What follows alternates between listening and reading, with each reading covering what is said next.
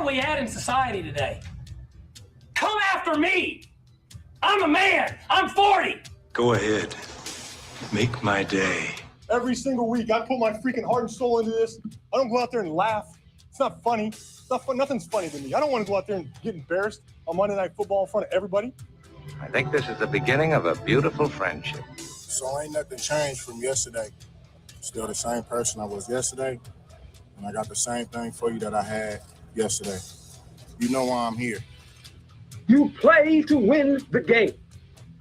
You don't play to just play it. That's the great thing about sports. You play to win. And I don't care if you don't have any wins. You go play to win. When you start telling me it doesn't matter, then retire. Get out. Because it matters. What's going on, everybody? How are you? Glad you're with us on a Wednesday. Yes, this is the middle of the week. We have made it this far. Welcome to X's and Bros. I'm Matt Shepard. And, of course, Trent Valley is with us as well. Always glad that he's up there spinning the dials for us and answering your phone calls and reading your texts. That Meyer Hotline 866-838-4843. Text line Sports Radio 21,000 to the Michigan game last night. Oh, did you really? I did. Holy crap! What an atmosphere that must have been. So, okay, good question. My wife's family is in from out of town. They're from Massachusetts, and her uncle has never been to a Michigan basketball game. So I said, would you like to go? So he said yes. So we go. Went to a couple spots there in Ann Arbor to grab a bite and so on and so forth. Took him through Yost because he had never been in Yost before. Really enjoyed that. My son Chad showed him around the football practice facility, which he really enjoyed. And we went to Chrysler.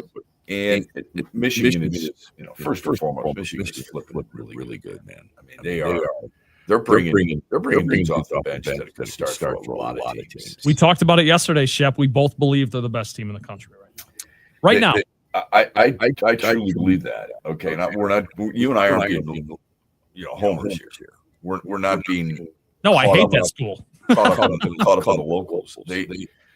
They're a dominant force. They're as good as they've been since 2018. They're off to a 9-0 start.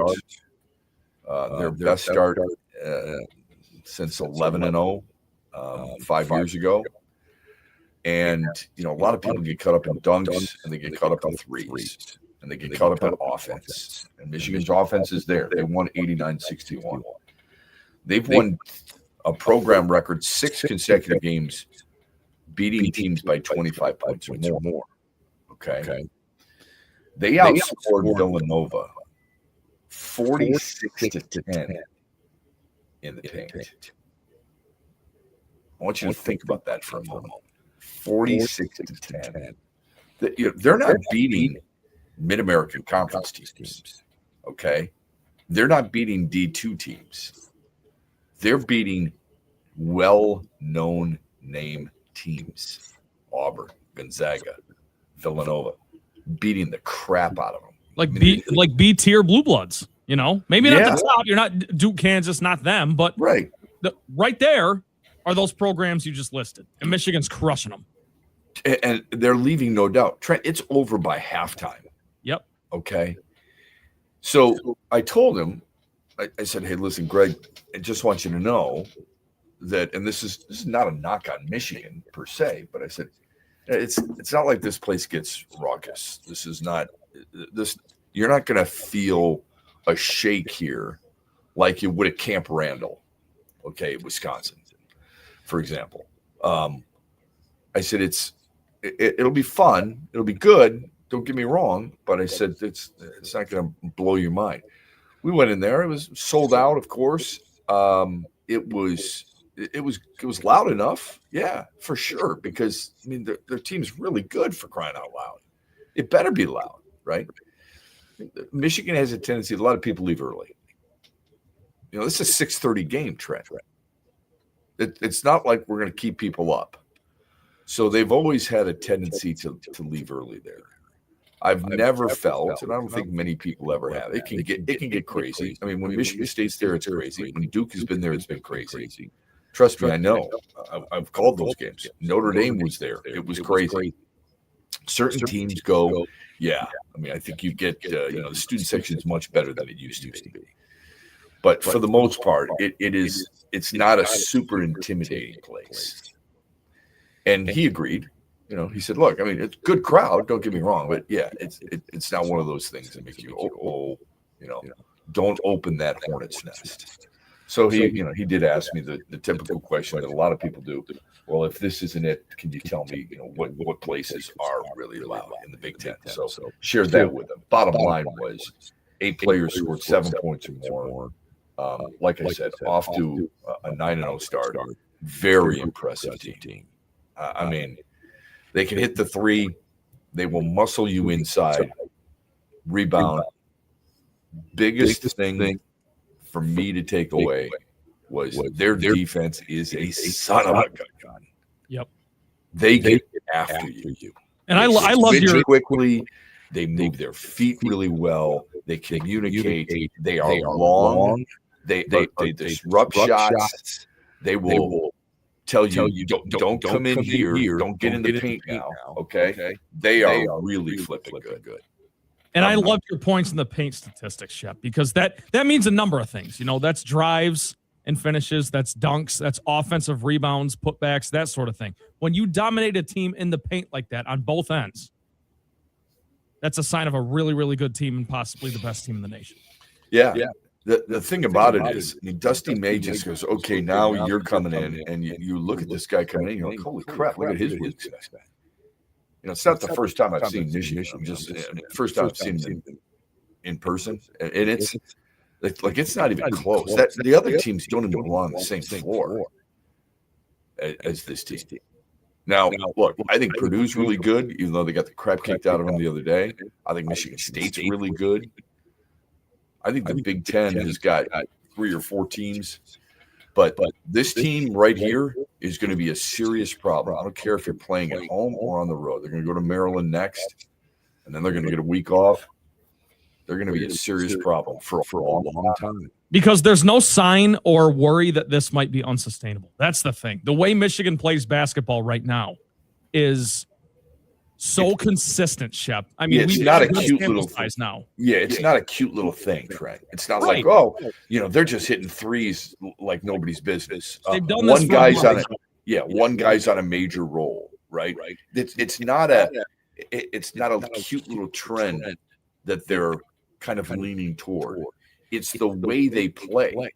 It's the consistency in which they play. It's the players they bring off the bench and they start. They're interchangeable pieces. You're not looking at 1 or 2 guys carrying a team. You're looking at 8 or 9. And that's unheard of at the collegiate level.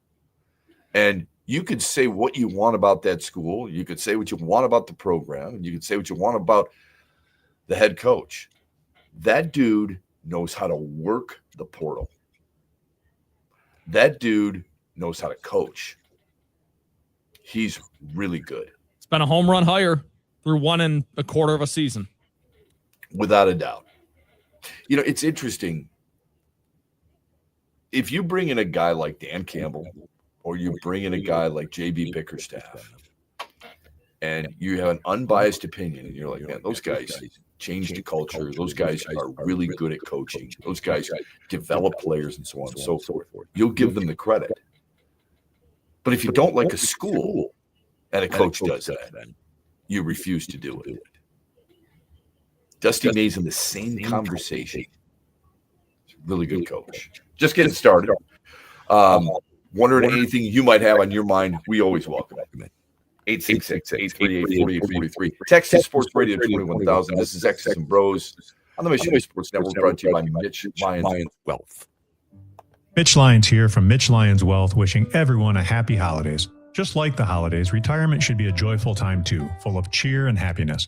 But for many people, it seems out of reach, confusing, intimidating, and just too darn complicated. Mitch Lyons Wealth wants to make things easier for you by helping you create a blueprint for a retirement of steel. one with certainty, protection, and income that allows you to live every day in retirement like it's Christmas. Stop kicking the can down the road and let's get you started with a blueprint to win retirement. The first step is having the right tools. I'm offering you our Retirement of Steel toolkit at no cost.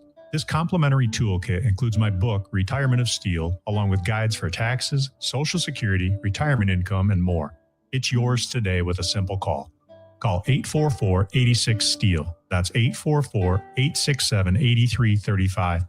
Again, 844-867-8335. MitchLionsWealth.com, your best game plan to protect, grow, and win retirement.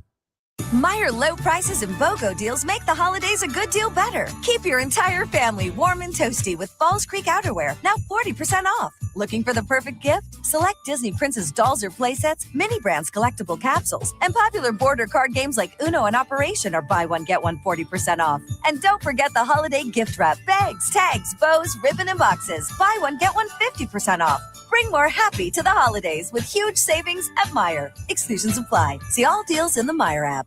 It's a New Year's Eve bingo bash at Soaring Eagle Casino. Close the books on 2025 and win big prizes, including free bingo for a year, logoed champagne glasses stuffed with $500 cash, concert tickets, bingo baskets, and more. Tickets just $200 on sale now at etix.com. Come on down and win big. It's New Year's Eve at the Soaring Eagle Bingo Hall. Main session at 1:30, early bird at noon. Must be 18. Rules at SoaringEagleCasino.com. Thanks for tuning in to X's and Bros with Matt Shepard, only on the Michigan Sports Network.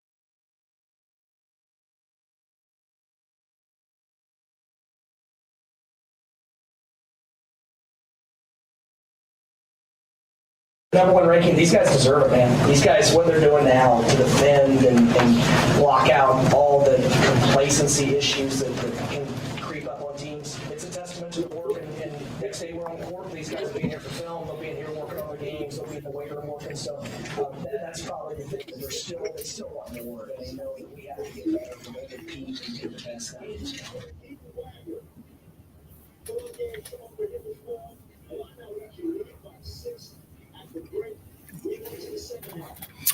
Yeah, that's Dusty May, the head coach at the University of Michigan, who's done a spectacular job there so far. Really has. I mean, you talk about – I read an article earlier this morning from the Detroit Free Press, and the headline – writers don't write the headlines. I'm sure you know that.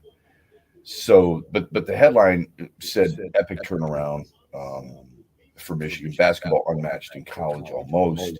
Is he the Kurt Signetti of college basketball? He's becoming like a bird.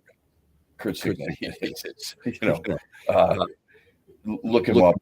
Look me up.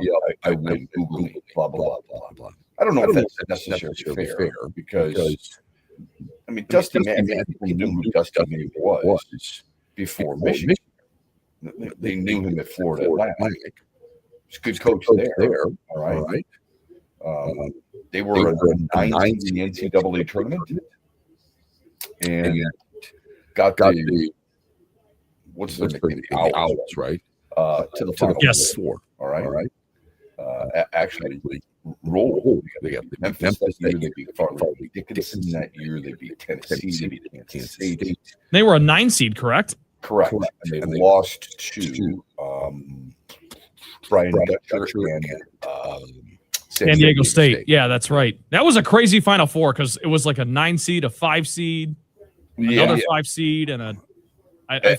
What Michigan is doing, and he's by coaching standards, he's relatively cheap. I think he signed like a 5-year deal with like $4 million. Sounds right. Like that. What Michigan should do at the end of this season is tear that damn contract up and re-sign him to a new deal. If he's going to continue this, remember what he did a year ago. He brought Vlad Golden. He brought Danny Wolf. They weren't the best team in the Big Ten, but they were really good. And I don't know what the sales pitch is. I really don't. But whatever it is, it's working. We don't know what to the Free Press writers' point. Don't know what Kurt Signetti's sales pitch is at Indiana either.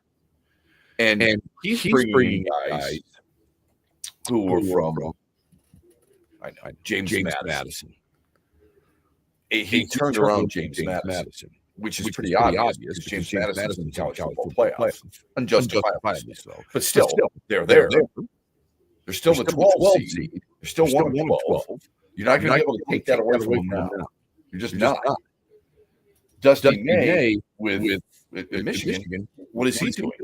He's bringing guys from UCLA. He brings in a guy, Johnson from Illinois. Okay. He's bringing in guys. What is it? Where is it? UAB is what I'm thinking of for who's the kid? Lindenberg. He's from UAB, right?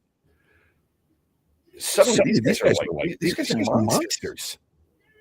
How the hell do these schools let these kids get away when they're this good?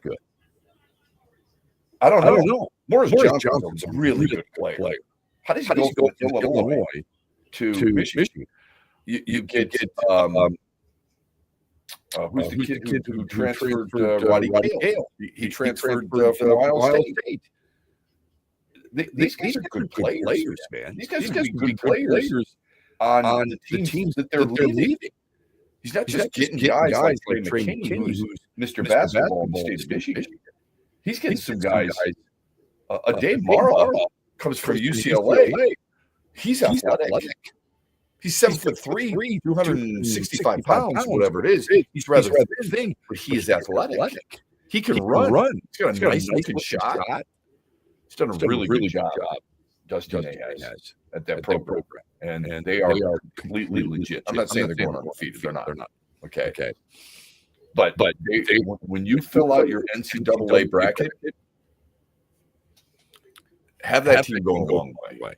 What a treat it's going to be this year, too, to have Michigan and Michigan State both at this height right now. Well, we got a while till they play, but those games, and I said this to my wife's uncle last night.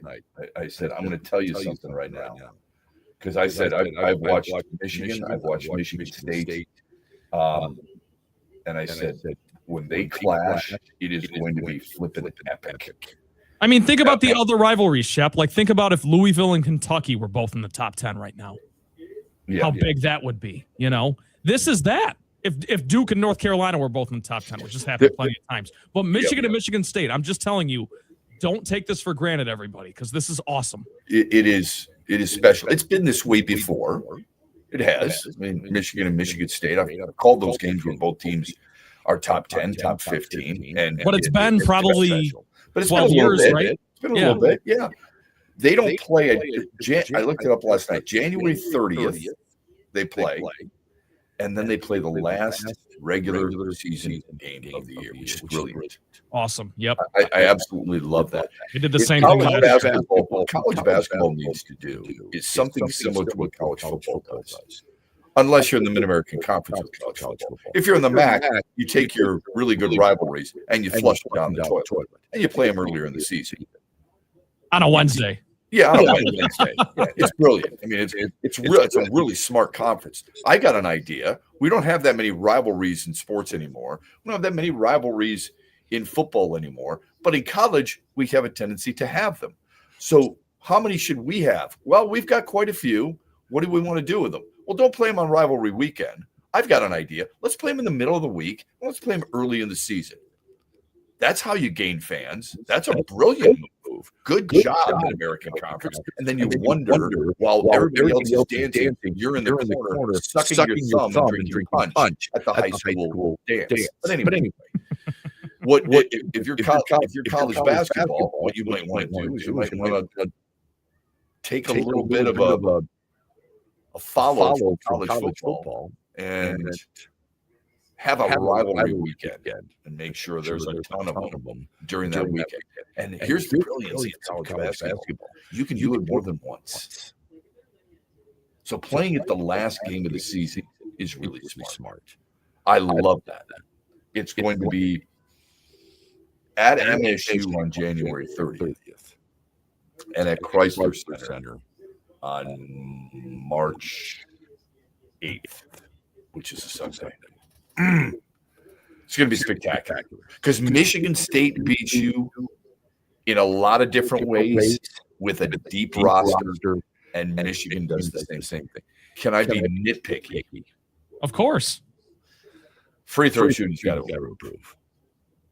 Weren't good enough last night. And the reason I bring that up is because I remember earlier this year, Tom Izzo, Michigan State, saying the same thing about his team. Literally said, we're going to get this free throw shooting fixed. I promise you that. In so many words. Michigan has to do a better job at the stripe as well. I don't think that's too much to ask at all. No, you know, they're talking about making a run in March, and you're talking about where the ceiling is for this team. You have to make free throws. Yeah, they went 14 for 25 at the free throw line last night.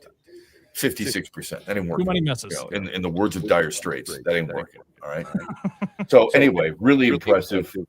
You can't help but look at Michigan and say they are a national championship threat. Haven't won a championship since 1989. This might be the year. Red Wings play Game 4 of their 6-game Western roadie out in Calgary later on tonight. Detroit unbeaten in 4 straight. Flames have won 3 in a row. 7 of their 12 wins have come at home. And the Lions are back to work today, prepping for their visit to LA for the Sunday kickoff against the Rams. Here's the Mitch Lions poll question: who's the best team in the NFC? Is it the Rams? Is it the Packers, the Seahawks, or the Bears? Vote as often as you want. We'll give you the results in the 8 o'clock hour tomorrow. When we come back, Notre Dame is still pissed off. They're pissed off about the ACC, but the conference is back to member. This doesn't fly for me. We'll talk about it when we come back. Brought to you by Mitch Lyons Wealth on a Wednesday morning. Huge here with a message to all of you Lions fans. My good friend Josh Garvey, who runs Doran Mayhew's Grand Rapids office, will join me every Thursday with former Lion Lomas Brown, and we'll go inside the Lions each and every week all the way through the Super Bowl. Doran Mayhew is proud to partner with the Huge Show, and we're proud to have a guy like Josh Garvey join us in studio every week. If you have a Lions question or comment, you can drop them at Huge Show on Twitter, The Huge Show on Facebook. Doran Mayhew, proud to be a part of the West Michigan community and across the entire state with their corporate worldwide headquarters in Troy, Michigan. So make plans every Thursday, 5 p.m. It's Josh Garvey, who is the managing shareholder at Doran Mayhew's GR office, with Lomas Brown on the Huge Show going inside the Lions every Thursday at 5 p.m. Farrah's Coffee has been family-owned and operated for over 100 years. Its popular Den Blend and Dark Roast is more than coffee and more than the official coffee of the Detroit Lions. It's a call to rise. Farrah's Coffee and the Lions are the perfect match. They embrace those who show up early, cheer loud, and never back down. Den Blend is perfectly roasted in Grand Rapids and provides the ultimate fuel for fans who wake up and roar. Whether you're tailgating at the game or cheering from your couch, Den Blend is your go-to coffee for your game day ritual. You are listening to X's and Bros with Matt Shepard on the Michigan Sports Network, but you don't need to be in Michigan to tune us in. Search XB Mornings on X or X's and Bros on YouTube.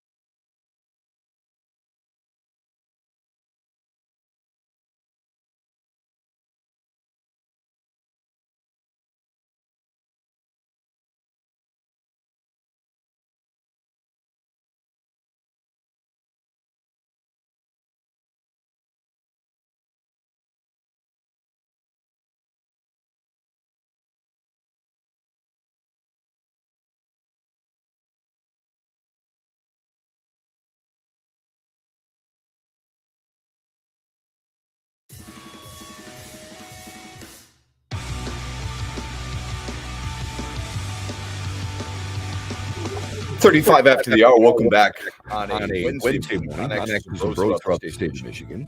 We're brought to you by well, the Meyer Hotline 866-838-4843, Texas Sports Radio 21,000.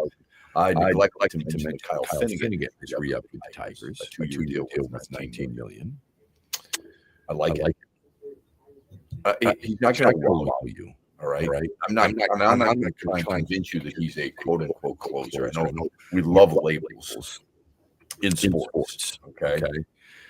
Is he an ace? Is he a closer? Right.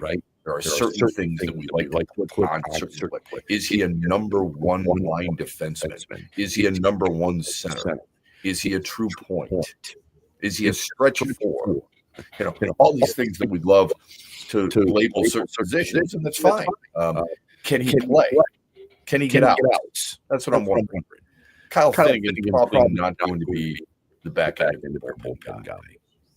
But what he can do is come in and get you out in, if need be, multiple innings. Probably more of a one-inning guy, and probably more of a bridge guy. That's kind of what he's getting paid for to a certain extent.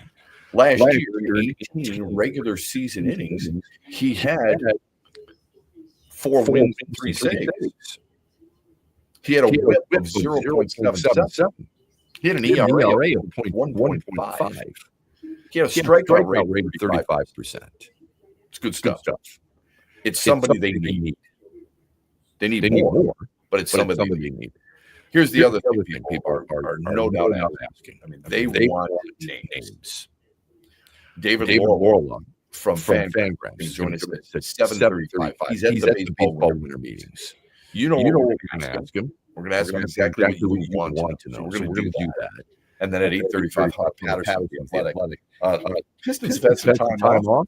Well deserved. But it's been a really fun first 20 games or so. So we're going to talk to him about the Pistons, what he's impressed with so far, why it's sustainable. And then the rumor mill continues about trades. Now, I know how some people feel. Anthony Davis is the name mentioned. Don't throw anything at me, all right? Trent right now is throwing stuff around the studio like you believe. I don't want him. And I, to a certain extent, I get it. Okay, so we're going to talk about it. I do. Here's my question to people. I'm not trying to tell you that I want him. All right, so don't take it out of context. I got to preface everything like this. When I ask, I think legitimate questions, people will be like, what? So you want him? No, take it easy. All right. How old is too old in the NBA? That's first. I would cut it off around 34. Okay. You think that's fair? I would probably say a little bit longer. But okay, I'm going to take your 34. Like 34 is where I would start to be like, okay, I don't want this guy for the long run. You know what I mean? Yeah, right. I get it. Kevin Durant's 38, 37. Okay. Yeah, but he's Kevin Durant. Well, wait a minute. Okay. If I said to you, you got a chance to get a 10-time All-Star, an NBA champion, an All-Star MVP, a 3-time block champion, a 5-time All-NBA player, a 5-time All-Defensive player, and an NBA 75th anniversary team member. You will get a guy in your lineup who in his career averages 24 points and 11 rebounds per game. And this year will give you 19.5 points and close to 11 rebounds per game, while at the same time being connected defensively. Are you a thumbs up or a thumbs down on that player? I'm down because, and this is not a gotcha thing, and I think you'll agree with me here, Shep. Give me a second. 51 games played last year, 76 the year before, so that's a good run. 56 before that, 40 before that, 36 before that. He doesn't stay healthy. You can't bank on that. But I'm giving you stats of a player you don't know yet. Is it Anthony Davis? Well, wait, yes, but what the answer should be this: how many games a year am I getting out of him? Of course. Okay. And that's where I'm giving you his resume and his production, not just what he's done in the past, but what he's doing right now. He's also supposedly a very good teammate, fits into the right culture. The all-star stuff I do not care about. The numbers matter to me. Your point is well taken. 51 games last year, right on. Not enough. 100%. I'm with you on that. Hell, 10 games this year isn't enough, Trent. Oh my goodness. But you said 76 the year before. What's wrong with 76? Nothing. But look, keep going. Keep going. Well, I already have. I've already known. I know what he's all about. He's had one full season in the last 5. That's my point. 76, and that's not even a full season, but you get my point. He's played a healthy amount of games once in the last 5 years. Yes, and I don't blame you or anybody for giving great pause to that. But I would also remind you that's the reason they have guys go through physicals. You've got to pass the physical. Yeah. If I said to you, I'm going to give you a player, that player is going to play 64, 12, 62, 70 games in his first 4 years. How would you feel about that? Yeah, that's Cade, isn't it? Yes. Yeah, not great. Honestly, Shep, not great. You and I both agree he probably could have played more last year. The interesting thing about this, 2 years ago. 2 years ago. The interesting thing about this is Anthony Davis's career high number of games played is higher than Cade Cunningham's.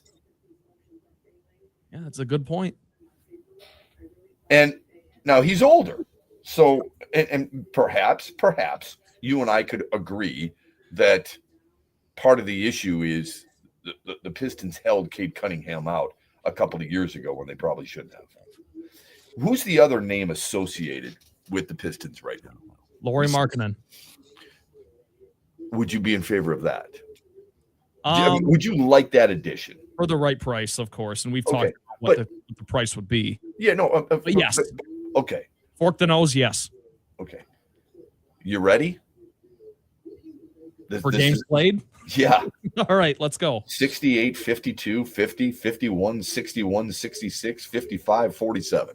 That just goes to show how reputation can hurt somebody sometimes, I guess. I don't know, because the narrative around Anthony Davis is he doesn't play. Dude, I'm well aware of the narrative. I'm well aware of the narrative. What I'm asking people, and I think it's a fair narrative, by the way. I'm agreeing with you, by the way. I feel the same way. What I say to people all the time is, before you jump, look. That's why I asked the question of how do you feel about Lauri Markkanen? Oh, well, offensively, I don't like that he's not very good defensively, but offensively, I'm with you. He probably needs some help. That's why you keep Isaiah Stewart. This is what I give him. I would say yes. You realize he plays games than Anthony Davis, right? Yeah, nothing comes up about his availability. Nothing. You don't hear a word about it. I haven't either. Okay, exactly. Okay. I want to keep Jaden Ivey. Why? He's hurt all the time. I want Cade Cunningham. So do I, by the way. But Cade Cunningham, the most games he's ever played is 70. Yeah, I was going to say, he misses 12, 15 games a year. He's a lot of games. He's missed games this year. No worries. What is it about Anthony Davis? Okay. Huge deal coming out of Kentucky. Massive impact. Great at both ends of the floor. And don't tell me he's not. Okay. Incredible defender. He's an incredible defender. He's only 32. I don't know. I'm not saying I'd do it either. Shep, could I argue though that with But people said the same thing. Sorry to interrupt. People said the same thing about Giannis. Remember that. When you're bringing up Giannis Antetokounmpo, well, I don't know about the age. He's 30, dude. Yeah. Well, I don't know about the availability. Hold on. I mean, who is it? Who is it you love? Who's the guy that you want to trade for? And that guy is going to play 80 games. Who's the 82 game a year player for you? Do you know? Do you have any? Do we have that desire anymore in the NBA? Mikal Bridges. That's the only guy I know who plays 82 every single year. I don't know if this streak is still alive, but at one point he hadn't missed a single game in his career, and he was like 5 years in or something. But I say that tongue in cheek because, Shep, you've got guys right now like Tyrese Halliburton, Jason Tatum, star players who are on the Olympic team who just are out for the season because they got hurt. Yeah. It happens, right? But it's just with Anthony Davis, Shep, just to put a cherry on this, I would marry the whole age, although 32 is not old, because I even told you 34 is where I would kind of start getting concerned. And then lack of availability, and and you also have to factor in, Shep, if you are to make a move for Anthony Davis, you're giving up a Ron Holland or an Asar Thompson or something. I don't really want to disrupt the peace with this team right now. They're the best team in the East. Okay, so, fair enough. And that's the other thing I get. I apologize. I didn't mean to go this direction, but I started talking about Hunter Patterson, who's going to join us. I get why you don't want to disrupt it. Answer me this, and I think it's a fair question. At the trade deadline in Major League Baseball last year, why were people wanting to disrupt the Tigers' chemistry to get a final piece? On top of that, why this year did you feel like you needed to disrupt the Lions' chemistry? Or even last year? A 15-2 record. I didn't hear one person, you or anybody else, say, I don't know, man, I really don't want to disrupt the Tigers' chemistry. And before you say, well, you wouldn't have to trade anybody off your team, there would have to be a move. You bring in Trent Valley, somebody's going down to the minors. Well, I don't care about Winston Perez. Hold on a second. You were talking about chemistry here. So I want to know what the difference is. Somebody's got to explain that to me. Because for the record, I really like Asar Thompson. Okay? Trent was first in on him. I really like him. How are you going to find a guy who's going to make up 12 points and 6 rebounds a game? Oh my God. I don't know. Well, these are really good. These are really good defensive players, Shep. I thought Anthony Davis was a 5-time All-NBA player. Let me know when Asar Thompson gets his first. If I can quickly interject there just for a second, though, it's Asar does it on the perimeter. You know, he can guard guards and stuff. Anthony Davis is a rim protector. Now, I'm not diminishing that. Yeah, they're both incredible defenders. I'm just saying they're different types of defenders. Right. That's all I'll say. How you Ron Holland? Like him? I don't love him. I like him. He's a good player. Okay. Are you ever going to find a guy who can average 8 points a game for you? And his ceiling's good, but that's not his ceiling, by the way. And it's not Asar Thompson's ceiling. I know what you're saying. It's unfair to use those numbers with him. I gave you the numbers for Anthony Davis for a flipping reason. 19, 10, 11. Okay. On top of that, his defense. That goes right out the window because your attention immediately goes to availability. And when I bring up somebody else's availability, you're like, wow, I didn't know that. But you should. Before you start talking about him, you probably should. You've got to give up something to get something.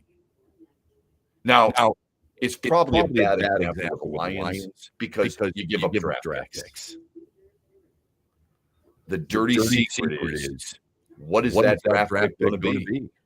The next equivalent to Asar Thompson, the next equivalent to a Ron Holland.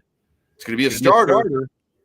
You think you're going to get a starter from an NBA team and you're going to give them guys who are headed to the G League and groom their game? Think again. Let's go to the phone lines. The Meyer Hotline 888-48-44. Go ahead. Yeah, taking us into break here. Brett doesn't necessarily agree, with the Pistons-Tigers trade deadline analogy. Brett, good morning. Hey, Jeff, I love listening to you guys in the morning. I call you all the time. Thank you. Dude, when last year the trade deadline for the Tigers, they'd already started their collapse. They were already falling apart, so the chemistry thing does not work. I mean, but the chemistry, but it was a lot of chemistry from the year before, okay? And the trade deadline in July, their biggest collapse really was September. They were still in first place in the trade deadline. Yeah, but they were on their way down. Whoa. Did you know that?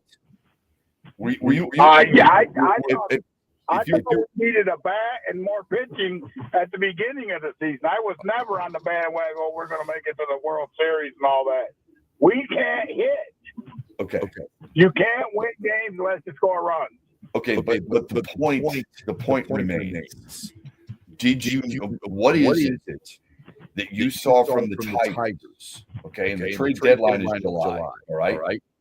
The Tigers had just come off a month in June where they were 15-11. All right. Yeah. The first half of the season, just so you know, they were winning at a 61% clip. So before the trade deadline, they were 59-38, second in the East to Toronto, or second in the American League. Second in the American League. You said that their collapse had already begun, and that is not true. Yeah, because look, in fact, I would say this, Brett. In August, they bounced back and went 16-12. They were in first place September 1st, bud. Yeah, I know they were. Okay, well, it's be in first place when you have an 18-game lead. Well, hold on a second. You said, but you said they're. Forget about that part of it. That wasn't the discussion. The discussion was why didn't we were talking about chemistry, and you said their collapse had already fell apart in June. In June, their chemistry fell apart in June. When they started losing more games, they were great in April and May. Everybody, and that's where they built up their huge lead. And then they just whittled it away the rest of the year. Brett, they had a winning month in June. They had a winning month in June. They had a winning month in August. Okay, they what are the winning percentages in that month? In August, it was 57%. In June, it was 58%. It doesn't matter. It doesn't matter. And thanks for the phone call. I got to go to a break. It doesn't matter what I think. We were talking about chemistry, and you said you didn't like the example of the Tigers because you said they had already begun to fall apart, and that's not true. Look at how good they were in August. September is where they fell apart. We're back after this. Meijer low prices and BOGO deals make the holidays a good deal better. Keep your entire family warm and toasty with Falls Creek outerwear, now 40% off. Looking for the perfect gift? Select Disney Princess dolls or playsets, mini brands collectible capsules, and popular border card games like Uno and Operation are buy one, get one 40% off. And don't forget the holiday gift wrap, bags, tags, bows, ribbon, and boxes. Buy one, get one 50% off. Bring more happy to the holidays with huge savings at Meijer. Exclusions apply. See all deals in the Meijer app. Soar to new heights of winning with Eagle Casino and Sports. Enjoy your favorite games wherever you are, whether at home or on the go. Dive into exciting slots, spin the roulette wheel, or challenge yourself with virtual table games, all at your fingertips. Sign up now and opt in to receive a deposit match up to $1,500 for the casino, plus up to 100 free spins. Download the Eagle Casino and Sports app today and experience winning with just a tap. Go you! Must be located in Michigan and 21 years or older. Other conditions apply. Visit playeagle.com to join the action. Gambling problem, call 1-800-GAMBLER. Huge here with a message to all of you Lions fans. My good friend Josh Garvey, who runs Dorn Mayhew's Grand Rapids office, will join me every Thursday with former Lion Lomas Brown, and we'll go inside the Lions each and every week all the way through the Super Bowl. Dorn Mayhew is proud to partner with the Huge Show, and we're proud to have a guy like Josh Garvey join us in studio every week. If you have a Lions question or comment, you can drop them at Huge Show on Twitter, The Huge Show on Facebook. Dorn Mayhew, proud to be a part of the West Michigan community and across the entire state with their corporate worldwide headquarters in Troy, Michigan. So make plans every Thursday, 5 p.m. It's Josh Garvey, who is a managing shareholder at Dorn Mayhew's GR office, with Lomas Brown on the Huge Show going inside the Lions every Thursday at 5 p.m. You're listening to X's and Bros with Matt Shepard on the Michigan Sports Network. And if you missed any of today's show, be sure to check out our podcast on Spotify, Apple Podcasts, or anywhere you find your podcasts to find the greatest hits from every day's show. The Freddie the Pizza Man Foundation is dedicated to providing support to families and Michigan schools touched by autism. We invite you to join us in supporting these families and schools by making a donation at FreddieThePizzaMan.com. With your donation, you can help provide essential resources that can make a real impact. Visit FreddieThePizzaMan.com to make a donation and to learn more about the foundation's mission. That's FREDI, thepizzaman.com. Together, we can make a difference. It's time to go in the huddle with Matt Shepard. 1, 2, 3, top flight! It's a new day to celebrate and be free. It's a new day full of action and excitement because it's a day for winning only at Soaring Eagle Casino and Resort. It's a new day. Visit SoaringEagleCasino.com. This Sunday is expected to be the Lions' stiffest test of the year. They visit the 10-3 Rams in Los Angeles, guided by former Lion Matthew Stafford, who is the odds-on favorite right now to win the league's MVP award. He sure hasn't done it alone. The Rams' offense ranks 4th in total offense, 3rd in passing, 4th in scoring, and 10th in rushing. The defense may not be consistently top 10 against the pass or run, but only Houston and Seattle have allowed fewer points per game. So it'll be the ultimate challenge for the Lions to corral Stafford, limit the running duo of Corum and Williams, and keep up with the receiving tandem of Adams and Nakua. But perhaps it'll be more difficult trying to move the ball against Braden Fisk, Jared Verse, and Nate Landman. This will require the Lions' best effort to date, no question. Van Andel Institute Purple Community is a grassroots fundraising network powered by the dedicated volunteers who support VAI's mission to improve human health now and in the future. When you raise funds through the Van Andel Institute Purple Community, 100% of the proceeds go directly to the Institute's research into diseases like cancer and Parkinson's, as well as VAI's science education programs. Learn how you can get involved at purplecommunity.org. The Michigan Sports Network is your exclusive home for X's and Bros with Matt Shepard and The Huge Show later today at 3 p.m.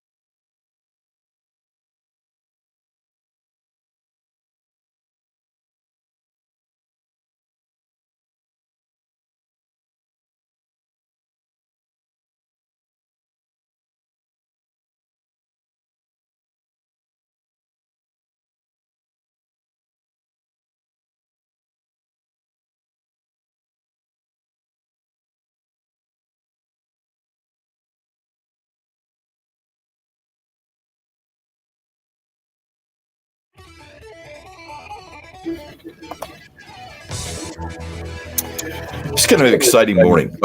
Good discussion.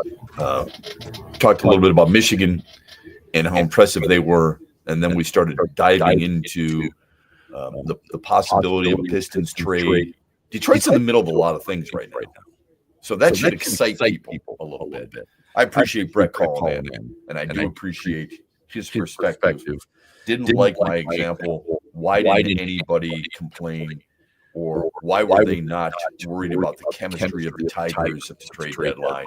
He said that the Tigers were well into their spin. They had a winning month in August at 57, 58%. Their September were killed. That's when they went 7-17. They won 29% of their games. That's where the tail spins. No. If Brett recognized it at the end of June, good for Brett. I mean, he recognized it before Scott Harris did. He recognized it before A.J. Hinch did.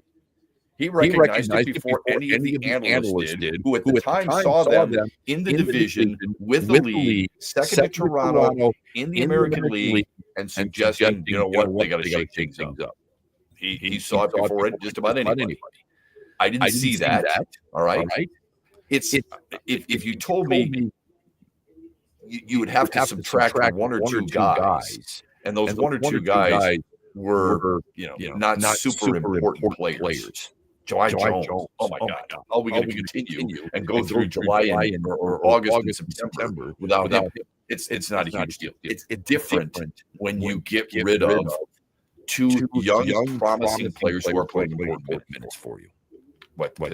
If he told me that's the reason he didn't like the example, okay, I could buy that. But I need names that he would worry about being disrupted in the chemistry world with the Tigers. That's all. Okay. So I hope you know on this show, what we encourage as much as we possibly can is to think outside emotion and think outside common thought. And the common thought immediately is, well, this is a team. I mean, who are you going to get off that team? Well, there's guys you get off the team. Think a little bit through what we're talking about when it comes to that. It's not always the obvious. All right. We need to go. We need to dive deep. I'll give you an example. There's a huge conversation right now. Social media, specifically, and that's where a lot of people get their news these days. Social media on the Tigers and Terrence School. The guy we brought up yesterday from Los Angeles. All right. If you recall, we played it right away, and that is suggesting that things are done. There's a guy out in L.A. by the name of David Hingelord. He's a KTLA sports anchor and reporter. Do we have the video? Yeah, we have the. Yeah, let's play that. Yeah, thank you. Let's replay. Go ahead. Here's what he said 2 days ago. Go ahead. Here's what I'm hearing right now. Friedman is trying to work a deal in a major trade from Tarek Skubal, best pitcher in baseball, plays for the Tigers. He's a free agent after next year. Tigers want to get rid of him, get as much for him as possible. But it certainly looks like he's going to end up somewhere, and the Dodgers would be the odds-on favorite probably to get him. They got the capital and they got the players. Emmett Sheehan could be in that deal. They got a lot of young pitchers as well, and Skubal is going to be demanding somewhere in free agency $300, $400 million. And this could all happen here because this could drop at any time here. Okay, that's good stuff. Thank you for playing that trend. So there's a couple here, but you get the point. Yeah, we get the point. Yeah, I think you can clearly hear certain things. So there's a couple of things that he said. First of all, it is hilarious how he has to tell people that he plays for the Tigers, and it's hilarious that he has to tell people the best pitcher in baseball, and that he's suggesting $300 to $400 million, and that the Tigers want his word. Want. I don't think they want to move him. I think they have to. There's a difference. They want him to be a Tiger. They can't afford him. I hate to say that, but it's true. Now, could Chris Hill surprise me? It would stun me. Simply stun me because you're talking about a guy who's going to require 9 years, $400 million. And the easy thing, and I got into this huge debate with some friends yesterday. The easy thing is to pay him the money. I want you to be honest with yourself. It's a lot easier said than done, man. But not just because it's a lot of money. I want to know. I want you to be honest. Do you think he's worth it? See, I do, Shep, but I think I know where you're going with this. So drive. Here's where I think you and others feel like he's worth it. And it's because of the market. Yep. Okay. Look, just because you buy just because other houses in your neighborhood that are 1,500 square feet and sell for $430,000 doesn't mean that you have to spend it. You can go to a different neighborhood where it's less expensive. And I think what's happening here is that people are going, well, Verlander, $43 million. Scherzer, $43 million. DeGrom, $40 million. Cole, $36 million. Strasburg at the time, $33 million. Blake Snell, $32 million. Carlos Rodon, $28 million. Right? Aaron Nola. Look at the contract that he had. Zach Wheeler. Look at the contract he had. Okay. The Dodgers spend. So they think, okay, Skubal's got to start.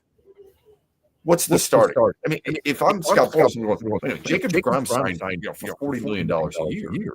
Verlander's, I think, was $43 million. I think it was a one-year deal. Same with Scherzer.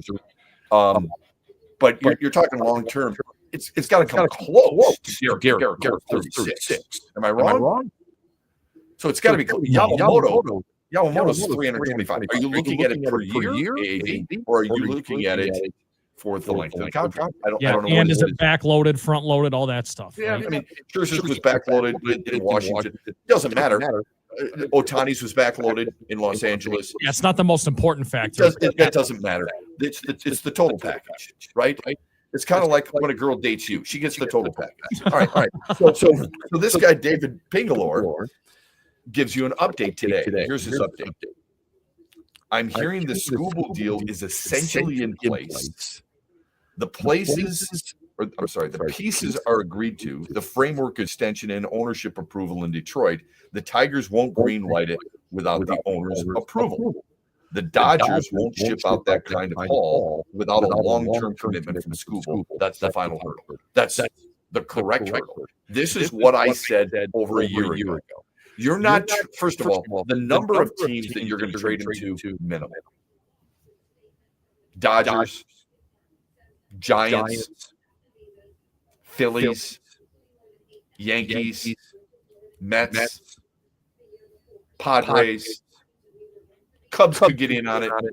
I doubt they would. Red Sox could possibly get in on it. Doubt they would.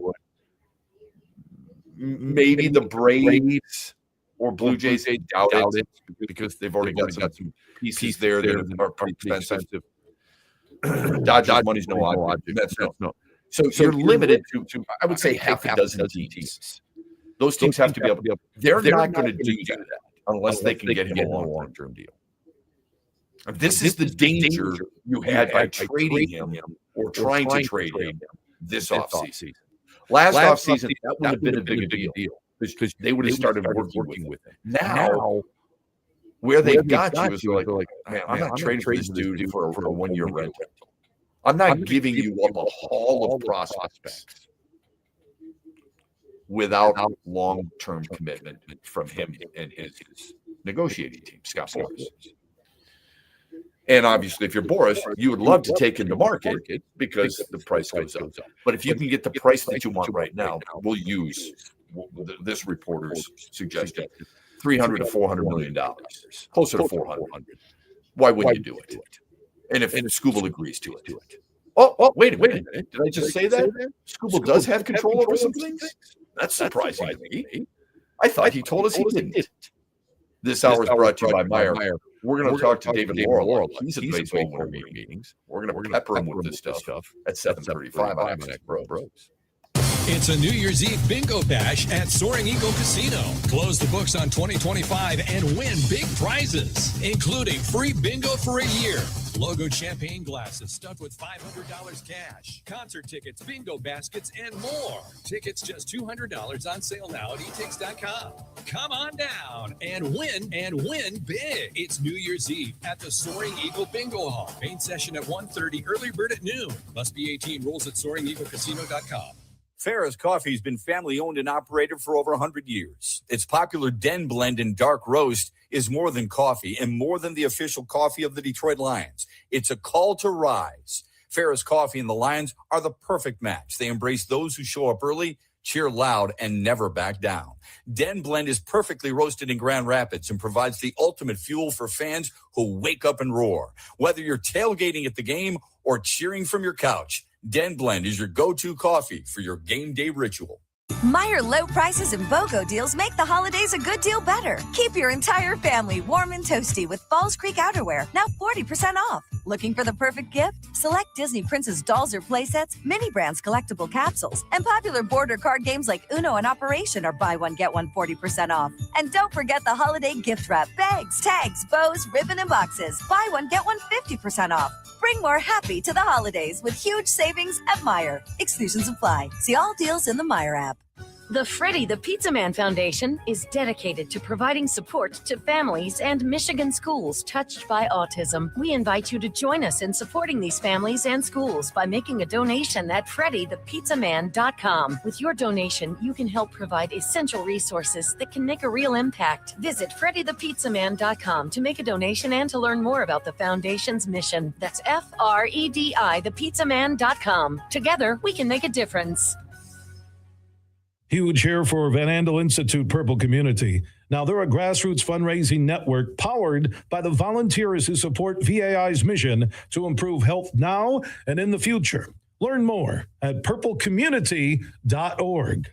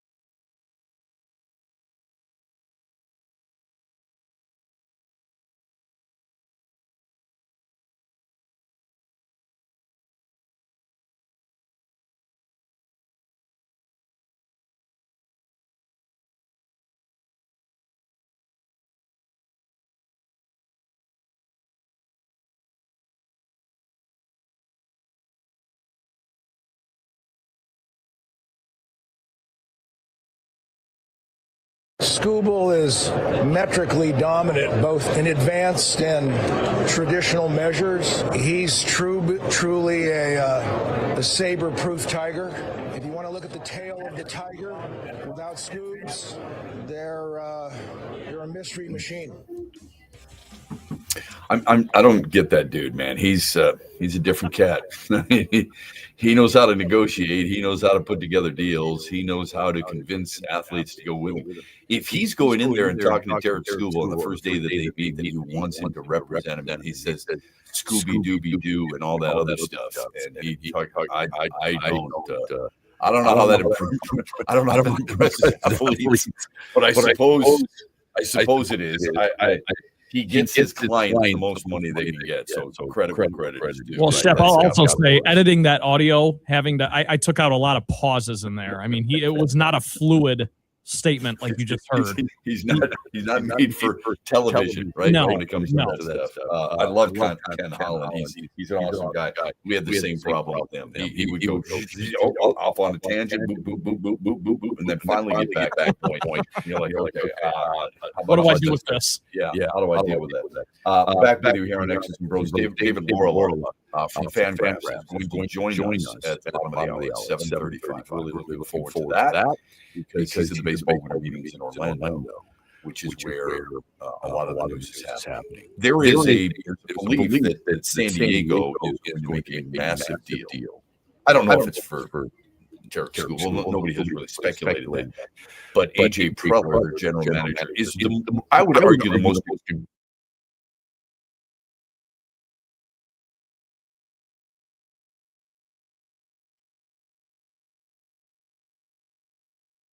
All right, I think we lost Shep for a moment, so I'll take over for a quick second until we get him reconnected. Must be some internet issues, but obviously we're talking about Derek Scoobel and the winter meetings going on. There are reports that a deal is in place. The Dodgers want to take him on. The Dodgers obviously went out and got Edwin Diaz the other day. So the rich get richer. It's a Dodgers thing. And at this point, how can you not hate the Dodgers if you're a Tigers fan or a Red Sox fan or hell, a Tampa Bay Rays fan, one of these franchises that expects more of your team that hasn't really come to fruition over the last few years, because the Dodgers just keep their model, not saying that everyone else should be doing it this way, but they just continue to spend money. And if they are to go get Derek Scoobel and pay that luxury tax, they are going to be, and they probably would be without getting Derek Scoobel, the odds-on favorite to win the World Series. So that's one of the most frustrating things as a baseball fan and as a fan of any of these other teams, any of these other franchises. And you don't have to like it, but hell, I mean, what can you do about it other than complain? Scott Boras coming out here and giving Scooby-Doo,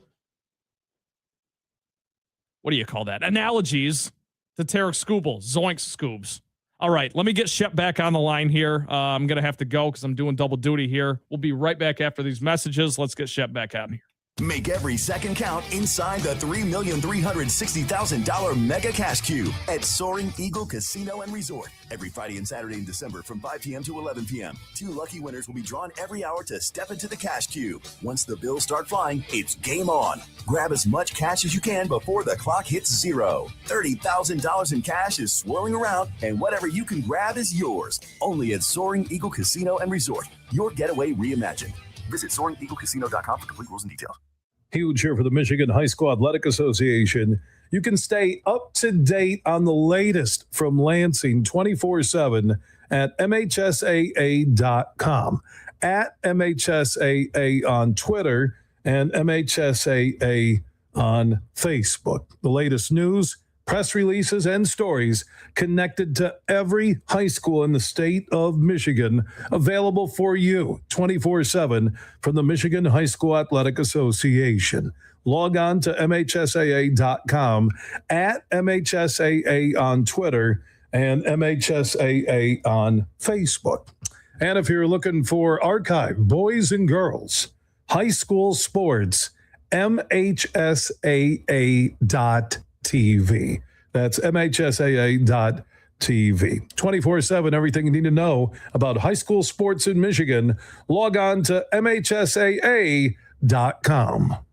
Meijer low prices and BOGO deals make the holidays a good deal better. Keep your entire family warm and toasty with Falls Creek outerwear, now 40% off. Looking for the perfect gift? Select Disney Princess dolls or playsets, mini brands collectible capsules, and popular border card games like Uno and Operation are buy one, get one 40% off. And don't forget the holiday gift wrap, bags, tags, bows, ribbon, and boxes. Buy one, get one 50% off. Bring more happy to the holidays with huge savings at Meijer. Exclusions apply. See all deals in the Meijer app. Farrah's Coffee has been family-owned and operated for over 100 years. Its popular Den Blend and Dark Roast is more than coffee and more than the official coffee of the Detroit Lions. It's a call to rise. Farrah's Coffee and the Lions are the perfect match. They embrace those who show up early, cheer loud, and never back down. Den Blend is perfectly roasted in Grand Rapids and provides the ultimate fuel for fans who wake up and roar. Whether you're tailgating at the game or cheering from your couch, Den Blend is your go-to coffee for your game day ritual.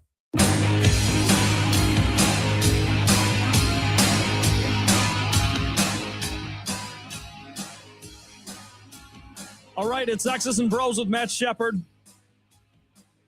Weekdays, every single morning, 6 to 9 a.m. We are having a few technical difficulties. We'll get Shep back on at 7:35 to talk with David Lorela from the MLB winter meetings. I want to do a quick minute on the Lions because we haven't talked a whole lot of Lions yet this morning on a Wednesday. Understandably so. There's lots to talk about. Michigan basketball's on a roll. Pistons continue to roll, although they haven't played in a minute. And the winter meetings, of course. I mean, this stuff with Tarek Skubal could be traded at any minute if you're following the reports. The LA Dodgers apparently have the framework in place. But I do want to do a quick minute on the Lions. I want you guys to hear what Dan Campbell had to say about Amon-Ra St. Brown, talking about his toughness, talking about what he means to this team. And essentially, I mean, Amon-Ra St. Brown wasn't, if you read the reports and you believe what you believe, he wasn't ready to go basically all week, okay?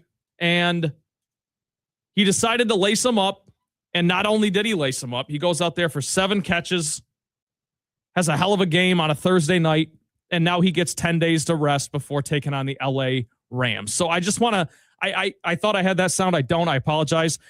Dan Campbell essentially said this team goes how he goes. And you can talk about teams that have leaders at quarterback. You can talk about teams that have leaders on the defense, particularly linebacker in some cases with the green sticker and all that stuff.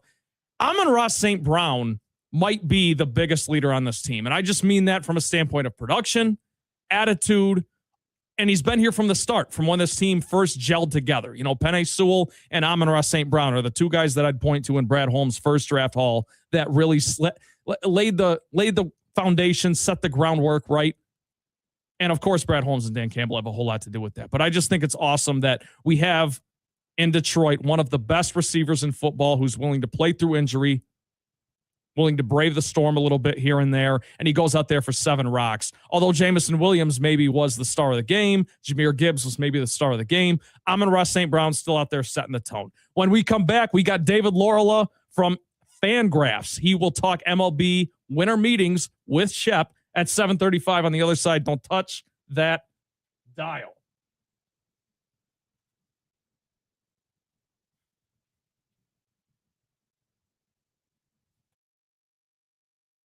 Association. You can stay up to date on the latest from Lansing 24/7 at MHSAA.com, at MHSAA on Twitter, and MHSAA on Facebook. The latest news, press releases, and stories connected to every high school in the state of Michigan, available for you 24/7 from the Michigan High School Athletic Association.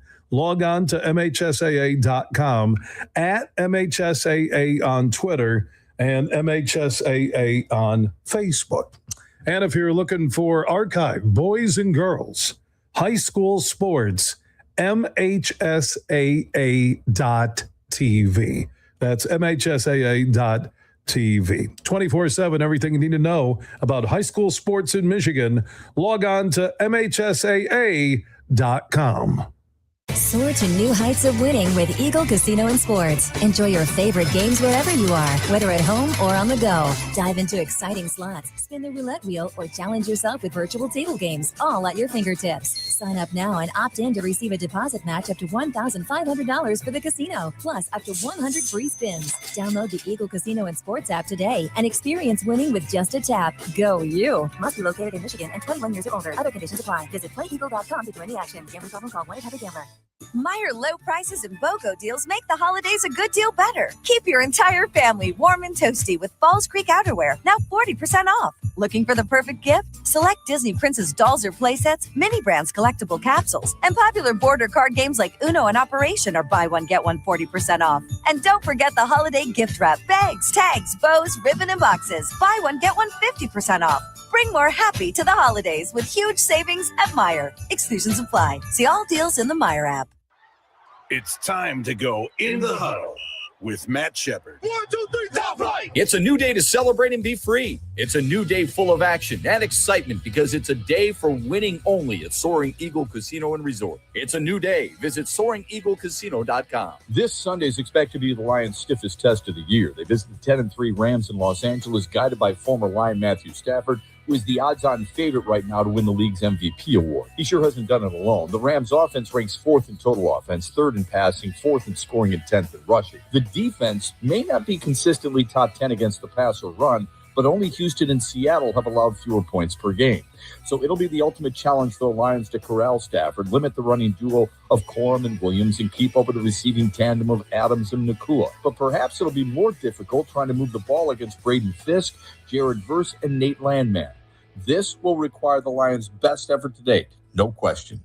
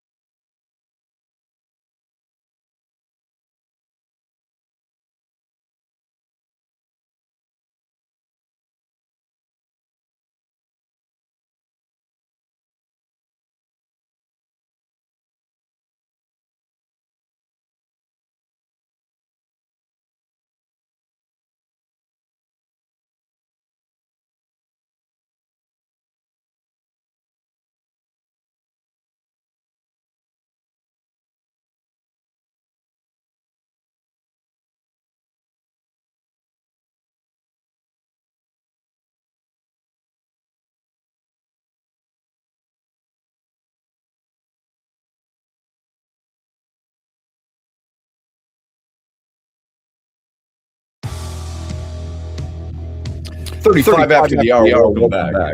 Sorry, blip there. Made power outage. Certain parts of Metro Detroit, but we're back and ready to roll just time. So we welcome our friend David Laurel of FanGraphs. Does an outstanding job. Really asking the right questions to athletes and managers, but also putting things in perspective for us. He joins us here on X's and BrO's. Here at 7 o'clock hour, brought to you by Meyer. David, thanks for the time. Appreciate it. I know you're down in Orlando. There's a lot of major topics going on down there. First and foremost, and you've been talking about it quite a bit and tweeting about it, Tarek Skubal. What are you hearing about Tarek Skubal and a possible Dodgers linkage? Wow. Hey, Matt. Well, first, the weather in Orlando here is probably better than Detroit, but it is exceedingly dreary over the winter meetings, which doesn't impact a lot of rider types like me because we are mostly inside. But yeah, it's very dreary in Orlando. Yeah, okay. I'm not going to feel sorry for you right now. And it's going to be dreary in Detroit if the Tigers trade Tarek Skubal. Right? People are going to hate it. I have actually not heard the specific Dodger rumors. I do know the Dodgers have the great farm system. I see other, like Evan Petzold of the Free Press, threw some trade scenarios out recently. And that's the Dodger one that he did throw out is one that I didn't like as much as a few of the others. I will say that. Yeah. Well, there are members of the LA media who are saying that this is basically done. That there's a reporter from KTLA who said he's hearing that this is done. What has to be agreed to are two things, and they can be very major stumbling blocks, you know. First of all, Tigers ownership has to sign off on it, and second of all, that the team, in this case the Dodgers, want to get a long-term deal done with Tarek Skubal. So let me ask you this. Do you think a trade can be made for the best pitcher in baseball if he doesn't agree to a long-term deal to the team that wants to trade for him? I think the answer is yes. It's just a matter of just how much the team would get in exchange for Skubal. I will say, and it's interesting, it's LA here that appears to be at the forefront because the other team in the LA area, and you mentioned ownership having to sign off. Well, Artie Moreno in Anaheim would not sign off on the Angels trading Shohei Ohtani when he was about to become a free agent. He apparently nixed that idea, and that was a complete disaster. Tarek Skubal is not Shohei Ohtani, but as you said, he is probably the best pitcher in baseball. You can't afford to let a guy like that just simply walk. The Angels had two great players, Ohtani and Trout. Trout, of course, getting hurt a lot in recent years, and they lost him for nothing. And now the team, I don't know, I think the technical term is they suck. And the Tigers, they can't afford to lose Skubal for nothing. Do you agree that the Tigers should? So the Tigers have three options, as you know, David. You keep him and try to win a World Series this year. And if that's the case, they've gone about it very strangely without signing any type of free agent just yet, except for Kyle Finnegan, I suppose. They can trade him now and try to get a massive haul, or they can keep him and maybe trade the All-Star break depending on how things go, which then eventually mean he probably walks. What do you think they should do, and what type of contract do you think he would mandate? Yeah, well, the contract thing, Matt, I don't know that I really want to speculate on that because the numbers you see with all of the signings and trades that, free agent signings and deals after trades like this. Okay. Are the numbers they're unreal, right? Like Schwarber got more money than you figure a DH should get. So you figure, okay, well, wow, what is so-and-so going to get? So I don't really want to go there, but I will say that their best bet is if the offer, like say that an offer is going to come in today that is just like, wow, we can't turn that down. You don't turn it down, because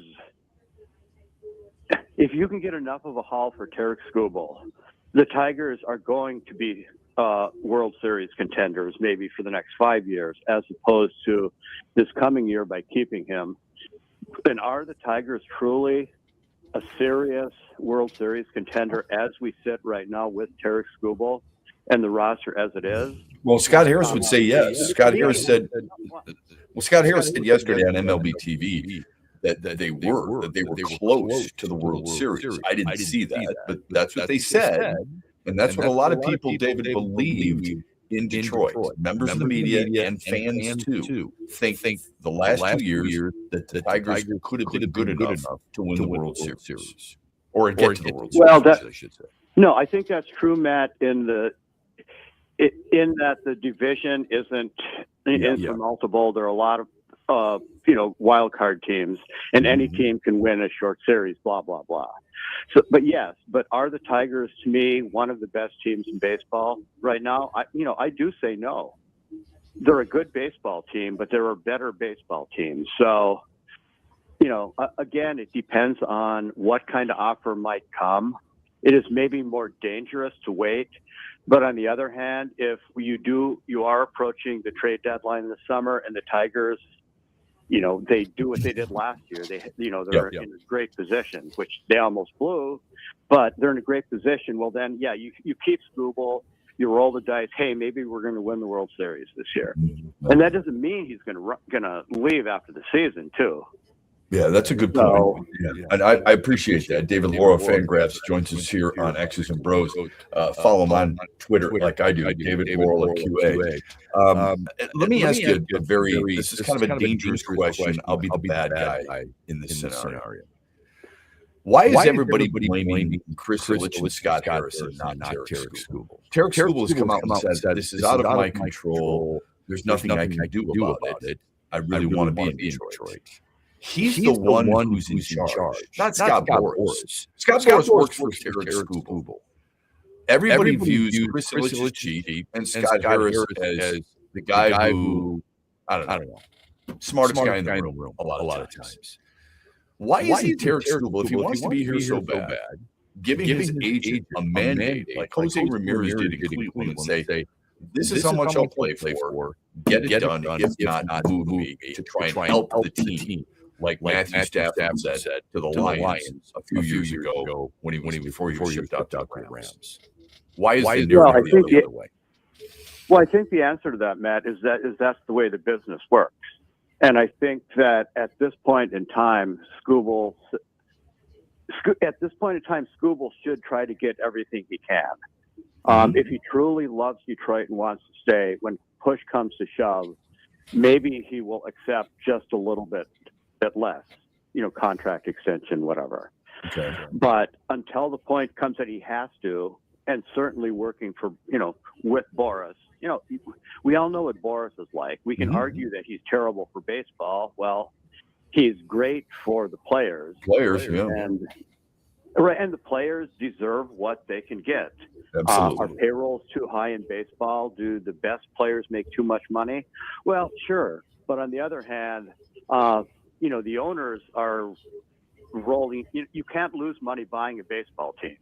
Owners just keep getting richer and richer because the game is so successful that the owners can't afford to pay the players. So I don't blame Boras getting as much as he can for the players or Skubal for getting what he can get. I don't either. I don't blame him one bit. The Ilitches can afford to pay Tarek Skubal what they want.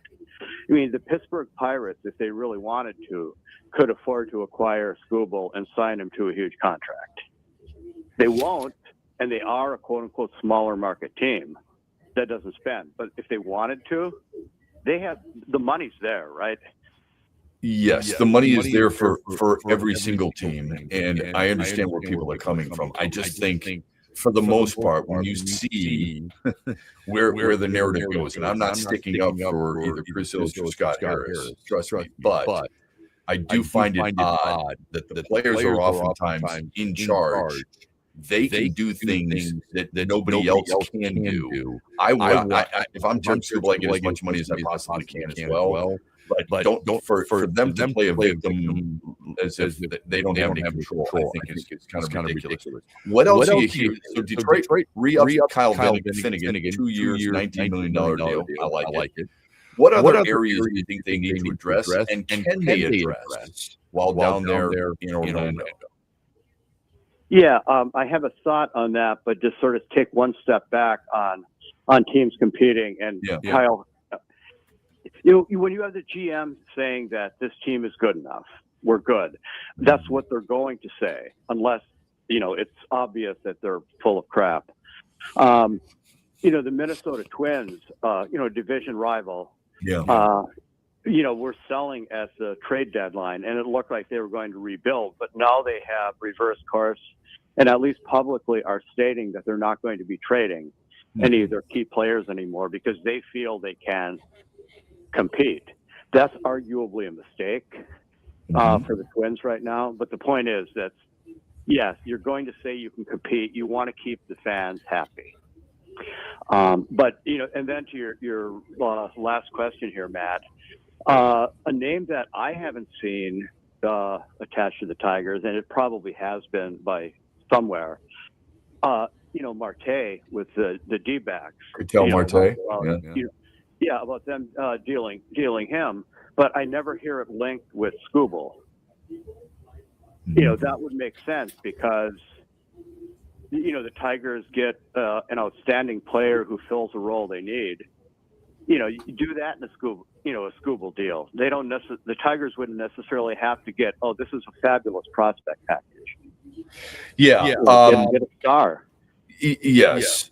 I like the player a lot. You'd have to get a lot more than just Ketel Marte. Second base, shortstop. Detroit just signed Gleyber Torres at second base for $22 million. And you still have Javier Baez unless you want to play him in center field and rotate him. And McGonigal is very close.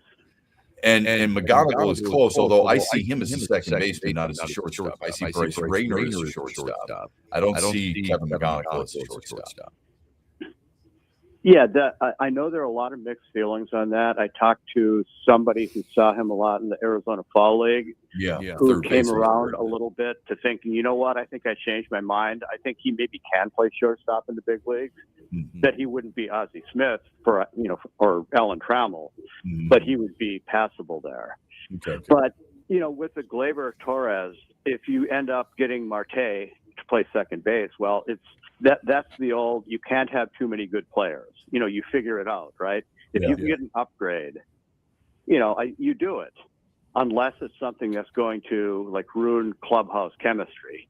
But I'm assuming Gleyber Torres isn't necessarily, the glue that holds the team together. Who's going to play third base for them? Who's playing third base for the Tigers? That's a good question. Yeah. Maybe the answer is Eugenio Suarez come back to, how many years would this be after the disastrous, was it Alfredo Simon? Was that the deal? Yeah, big pasta. I don't, that would scare the living hell out of me if they signed Eugenio Suarez. Scare the hell out of me. Right, the strikeouts, right? No, I just don't. First of all, I don't value him defensively. The strikeouts, yes. The age, yes. And what a contract would call for to get here. I think it's. Go ahead. No, it does. I was just going to say, Matt, but a ton of home runs, and home runs are great. Although there are the Ks. I did happen to ask AJ Hinch yesterday when he did his manager scrum. Max Anderson's name came up from another reporter, and I followed up by asking, is Max Anderson, who of course had the phenomenal Arizona Fall League season, is his contact ability, which is elite at the minor league level, of course, he hasn't played in the big leagues. Is that exactly what the Tigers need? Does that help his chances of actually making the team this year? And AJ was maybe a little careful with his answer, but he did say that, he did suggest that, yes, that is the type of profile the Tigers need. So I do think they need more guys who put the ball in play as well. and not just guys who hit the ball 450 feet. Well, Ketel Marte would be a guy that you would like then, if that's the definition you're looking for, and the type of player you'd like to acquire. And supposedly he's available. Eugenio Suarez would not be that type of player, as you know, 196 punch outs. Sure, 49 homers, 118, pretty solid. Who cares about the 228 batting average, but OBP of under 30 scares the hell out. And not to mention the fact that he's just not a very good defensive third baseman. David, help me with this. Maybe I pay way too much attention to the defense. I think they're weak defensively at third. I think they're weak defensively at second. I think they're weak defensively at short. I think they are average at best defensively at first base, above average in left, elite in center, and elite behind the plate. What am I missing there? Right field, I have no idea. They really have an everyday right fielder. So I'm asking you, what about defensively for this team? How much should it value it? And where do you see I'm wrong with my evaluation right now? Well, I don't think you're wrong, Matt. I think that a lot of emphasis, of course, goes on being able to strike batters out, not having to worry as much about the defense. I assume Scott Harris is in that camp. He likes guys who strike people out. But yes, they probably need defensive upgrades, but they need offensive upgrades again too. So maybe I'm sounding too negative, but in some ways I just don't love this Tigers team as much as maybe some of the fans do. Okay. I will say real quick I know we're probably running short on time here. I love the Finnegan signing, by the way. It's going to go under the radar because he's coming back.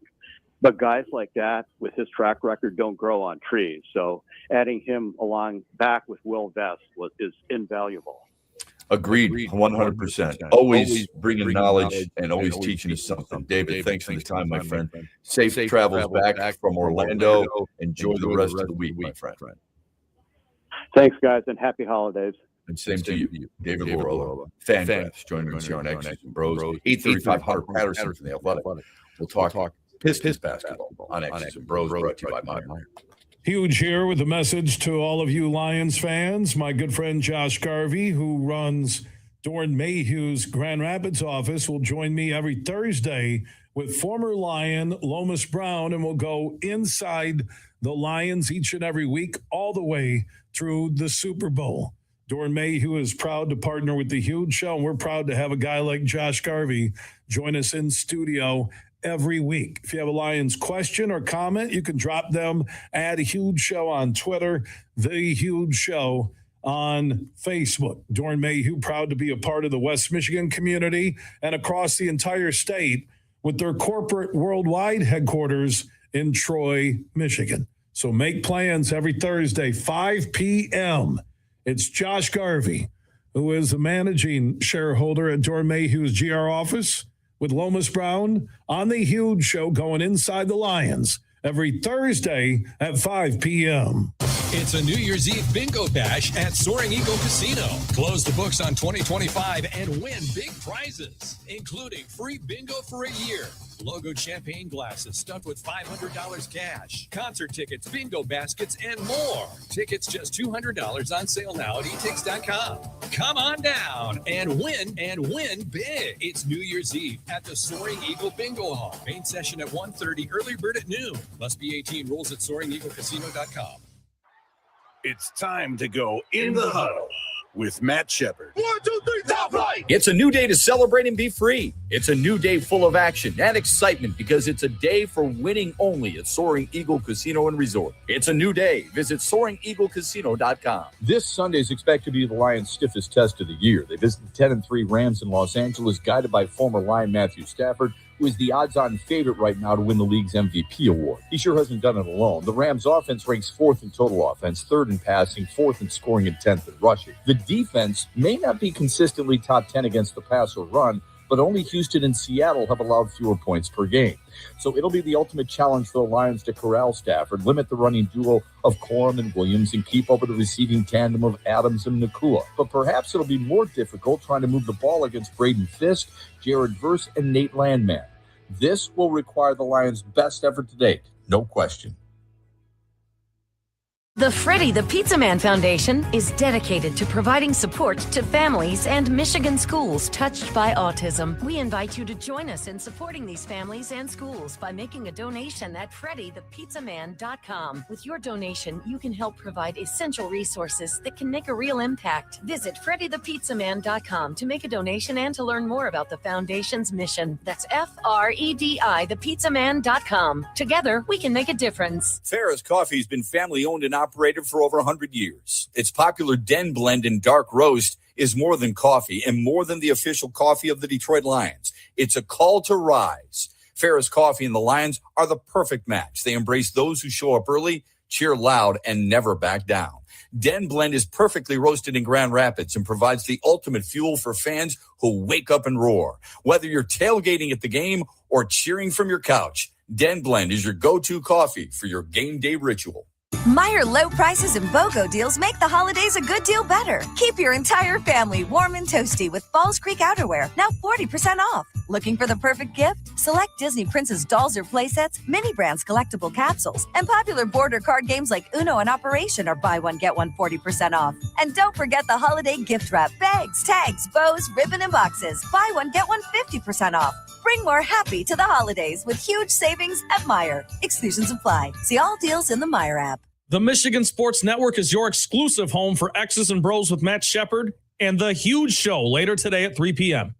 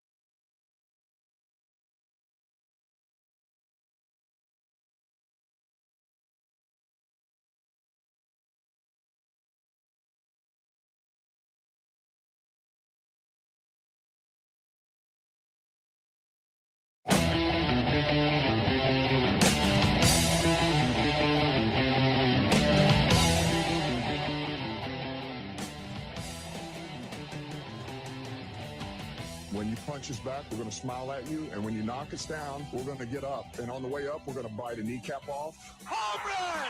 Home run! He hit it a mile! Let's give them the keys to the Hall of Fame, but not tonight. Tonight they are in the Stanley Cup. Steve Eisenman, come get it. It feels like heaven. Heaven must be lying. I got one question for you, Michigan Nation. Who's got it better than us?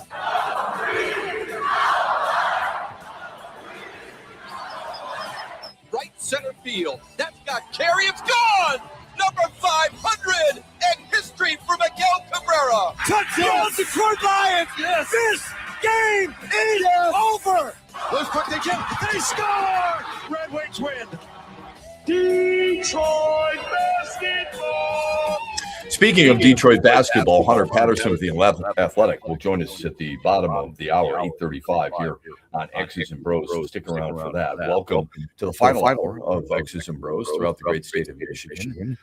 Getting blanketed right now, at least Metro Detroit is with heavy snow. This hour brought to you by Soaring Casino Resort. In case you missed it last night, Michigan steamrolled Villanova 89-61. They are really flipping good, man. Six straight wins where they won by 25 points or more. They are the first team in a long time to do that, and it's a program record as well. What was the difference?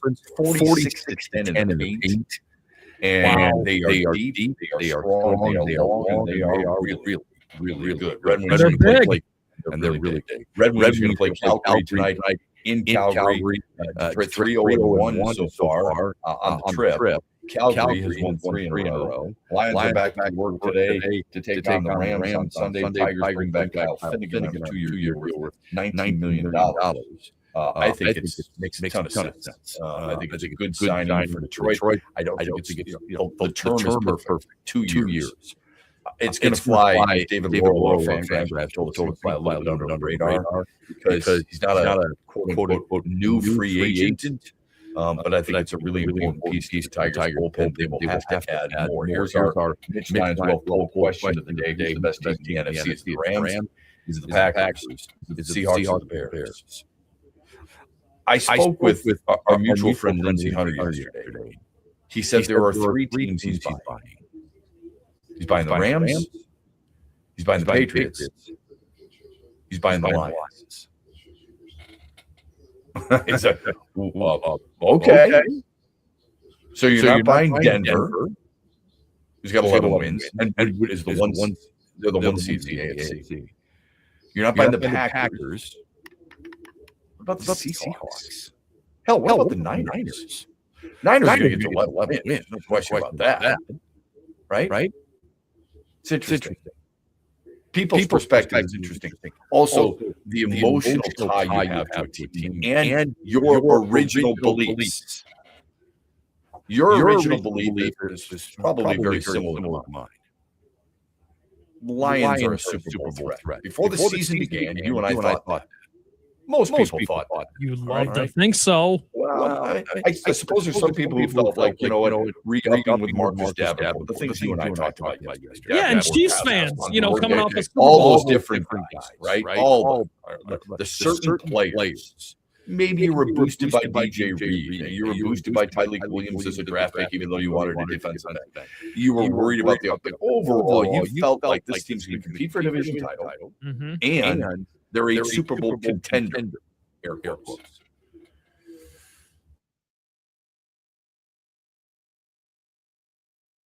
Looks like we lost Shep again. We'll get him reconnected. But I think where he was going with that was, look, man, the Lions, it's tough to complain at 8-5. And I love that this came up because I just talked to my brothers the other day. I've got 2 brothers, one older, one younger.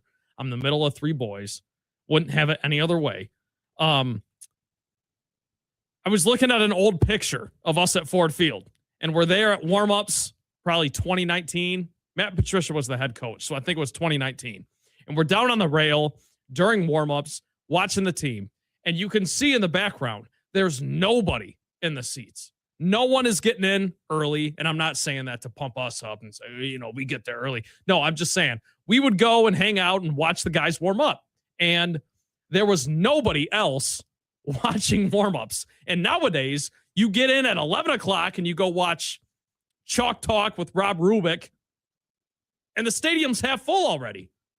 And it's a different feel with the Lions this year because they are 8-5. We had that taste of going to the NFC Championship game in 2023, and then last season going 15-2 and swatting away all the injuries.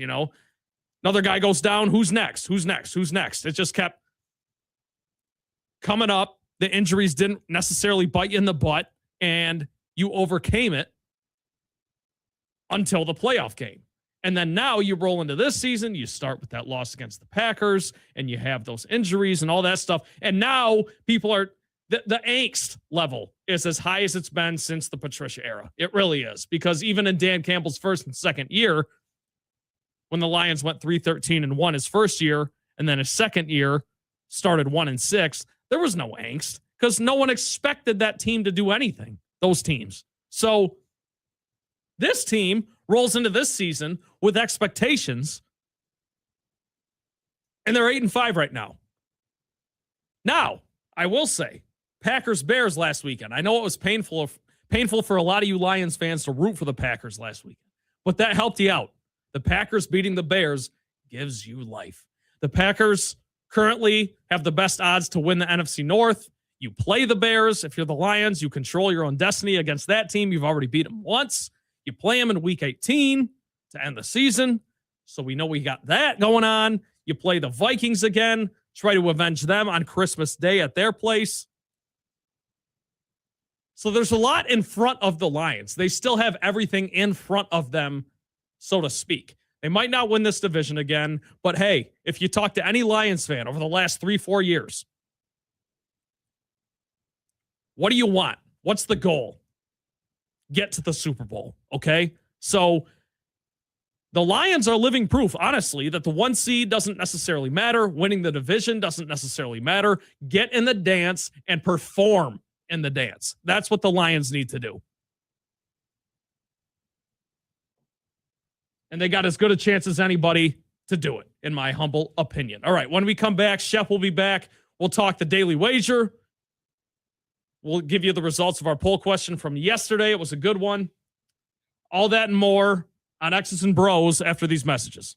Meijer low prices and BOGO deals make the holidays a good deal better. Keep your entire family warm and toasty with Falls Creek outerwear, now 40% off. Okay, Looking for the perfect gift? Select Disney Princess dolls or playsets, mini brands, collectible capsules, and it comes back on games like Uno and Operation are buy one, get one 40% off. And don't forget the holiday gift wrap, bags, tags, bows, ribbon, and boxes. Buy one, get one 50% off. Bring more happy to the holidays with huge savings at Meijer. Exclusions apply. See all deals in the Meijer app. The Michigan Sports Network is your exclusive home for X's and Bros with Matt Shepard and The Huge Show later today at 3 p.m. Soar to new heights of winning with Eagle Casino and Sports. Enjoy your favorite games wherever you are, whether at home or on the go. Dive into exciting slots, spin the roulette wheel, or challenge yourself with virtual table games, all at your fingertips. Sign up now and opt in to receive a deposit match up to $1,500 for the casino, plus up to 100 free spins. Download the Eagle Casino and Sports app today and experience winning with just a tap. Go you! Must be located in Michigan and 21 years or older. Other conditions apply. Visit playeagle.com to join the action. Gambling problem, call 1-800-GAMBLER. Huge here for the Michigan High School Athletic Association. You can stay up to date on the latest from Lansing 24/7 at MHSAA.com, at MHSAA on Twitter, and MHSAA on Facebook. The latest news, press releases, and stories connected to every high school in the state of Michigan, available for you 24/7 from the Michigan High School Athletic Association. Log on to MHSAA.com, at MHSAA on Twitter, and MHSAA on Facebook. And if you're looking for archive, boys and girls, high school sports, MHSAA.TV. That's MHSAA.TV. 24/7, everything you need to know about high school sports in Michigan. Log on to MHSAA.com. I know how much you love football, and I know how much you thirst for Lions talk. Hi, this is Matt Shepard. Every Friday morning on X's and Bros at 8:35, we will dive deep into the Lions. What went right? what went wrong, and what we can expect next. We call it What's Brewing with Lions analyst Rob Rubik, brought to you by Ferris Coffee. He's going to join me every week to break down the Lions and their opponent.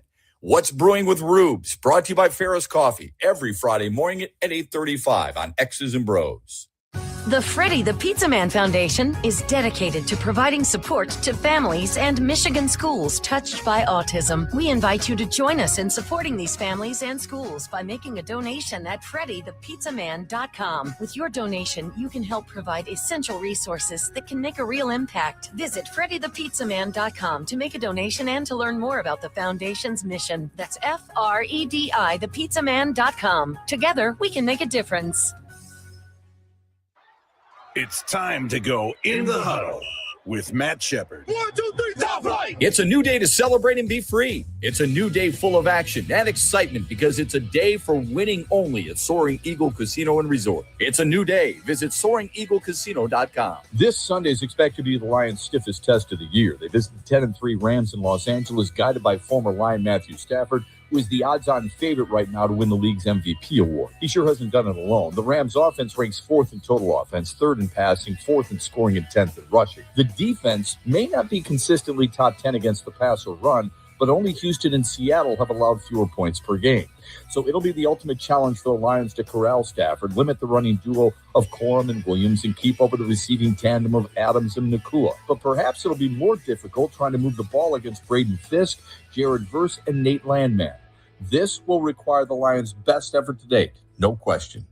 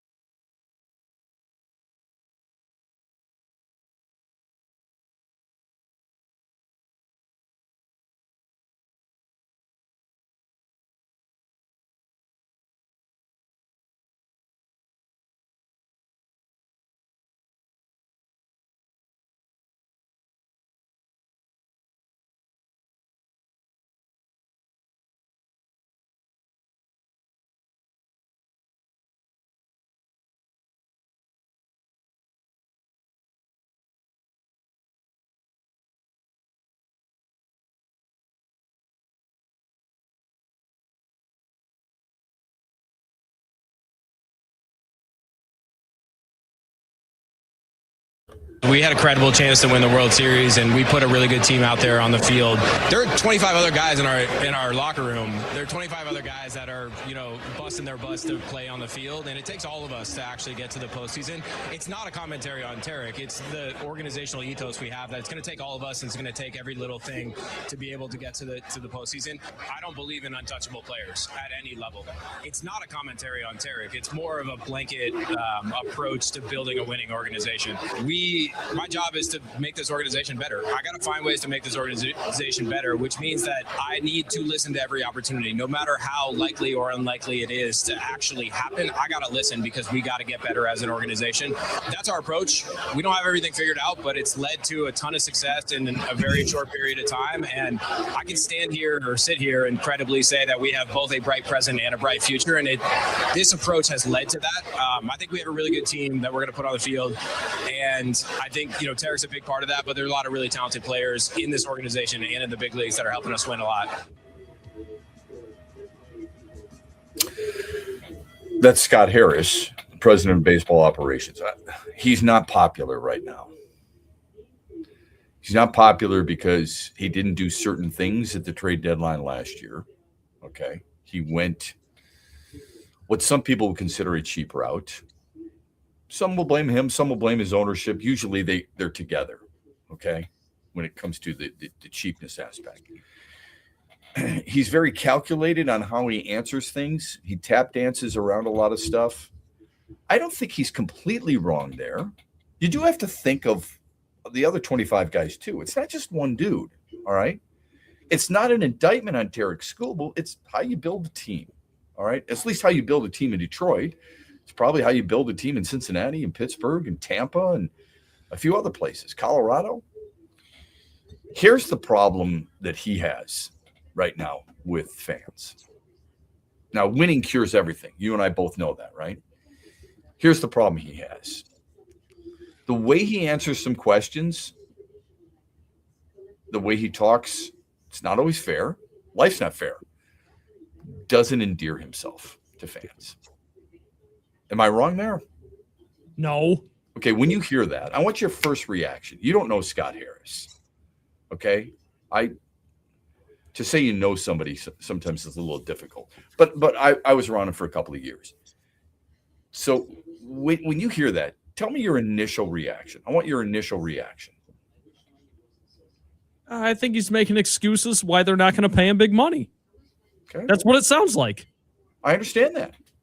I don't think you're alone in that assessment. And I think he's doing a lot of lip service and, weaving through. Like, I get what he's trying to do, and I'm not necessarily blaming him because it's not all him. He's got voices from up top and everything.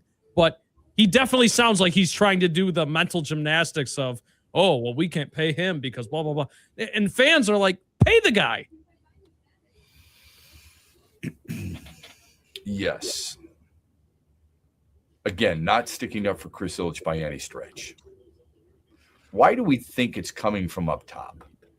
He's the president of baseball operations, but he's not writing the check. The owner is, right? Yep. You think Scott Harris wants Tarek Skubal on his team? Yes. Okay. Would you want Tarek Skubal on your team? Of course. What's the price you would pay? You're worth $2 billion. More than $2 billion. And this is not just the Tigers, because you own a number of different entities. What are you willing to pay? Your payroll is, I think it was 146 last year at one point, but it got to about a 160. I want to know from people before we talk about these things, what do you think the payroll should be? And what would you pay him? And please don't say anything he wants, or everybody has a number. Yep. Everybody has a price that you're willing to go to or not willing to go to. I don't care how much money you make. Elon Musk at some point was going to say, that's ridiculous. He can afford it. It's not a question of whether you can afford it. It's whether or not you think it's worth it. There is a difference. Am I wrong? No. And the tricky part here too, Shep, is annually versus total. You know what I mean? Like, for example, Shohei Ohtani is making $70 million a year. Mm-hmm. Now, he's not just a pitcher. He also hits, and he does so at a high level. The highest paid left-handed pitcher in baseball right now is Blake Snell at $36.5 million a year. Yeah. So would you pay that for Tarek Skubal? That's the question. Yeah. So you can afford it. I don't think there's any question. I don't think anyone's ever said we can't afford it. The question is whether or not you think he's worth it. And I know what a lot of people will say. They'll go, well, based on market standards.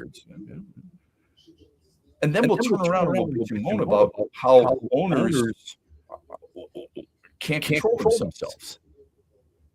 Some owners have actually said, I wouldn't mind a salary cap. Right? We do. We talk it on both sides of our mouths. We sit there and say, wow, you want to say, just control your spending. And then when an owner says, I think I'm going to try and control my spending, you're like, just pay him the money. You got the money. Which is it? Yeah, it's tough. I know. Yeah, to stay on the left-handed pitcher thing for a second. Max Fried. Yep. $27.25 million a year. Mm-hmm. And really good. Led the league in wins last year. Carlos Rendon, $27 million a year. Right, Those are just lefties. Now, if I go righties, that's Rodon is I don't know if he's a Boris client. I think he is. But yeah, $27 million. So I'm aware of all the pitchers. I've given you the numbers on the pitchers. Yep. I don't look at him as a lefty. I don't look at pitchers as lefty or righty. Well, he's a lefty. He's going to make more money. Blah blah blah. I don't look at it that way. I look at him as pitchers. Period. Sure. I'm just trying to simplify the market as much as possible. Yes. And I don't think you can even use Ohtani as a comparison because, as you said, he also gets. Okay? Yeah. You can't use Juan Soto as an example because Juan Soto is playing every day, even though sometimes he goes up there and chooses not to swing the bat at all, which happened last season. So he's in there every single day. All right. He's factoring in a lot of different ways for your team. How much is enough? That's all I'm asking.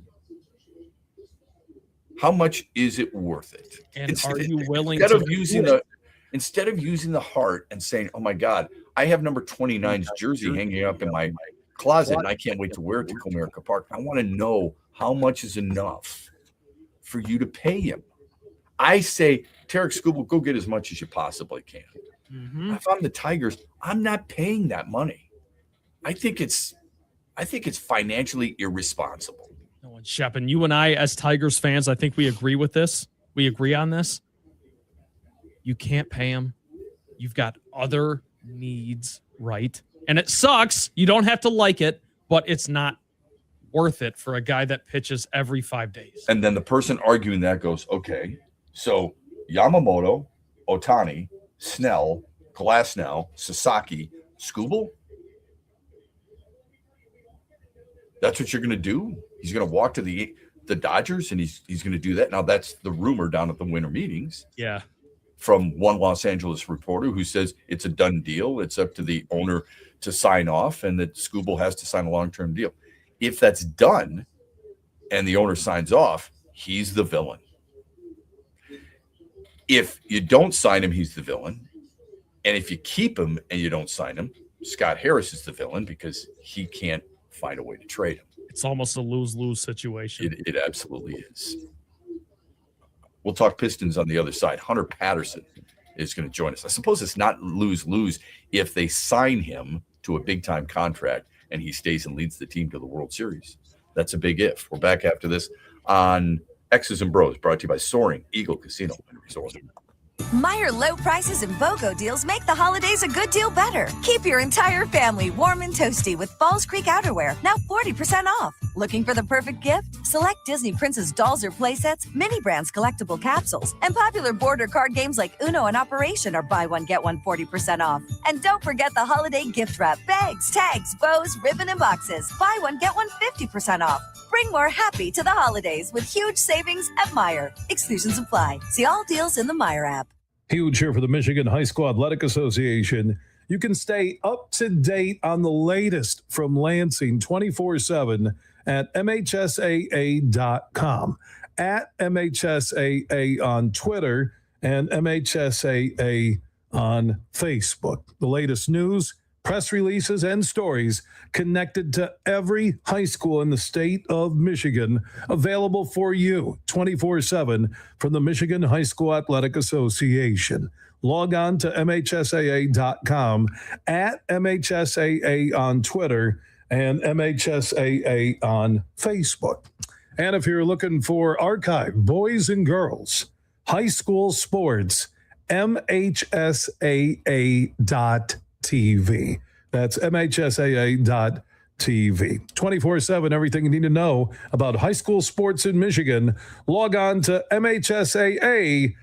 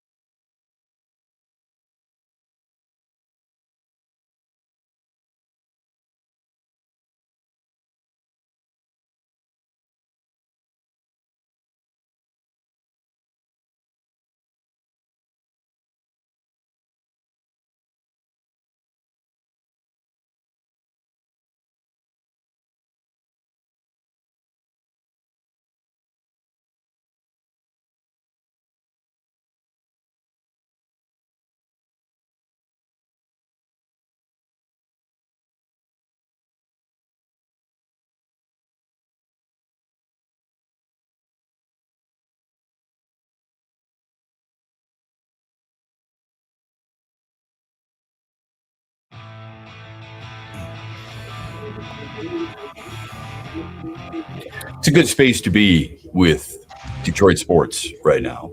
I know a lot of people love talking about the Tarek Skubal situation, the Lions with a big game coming up against the Rams, Red Wings 3-0-1 on their road trip.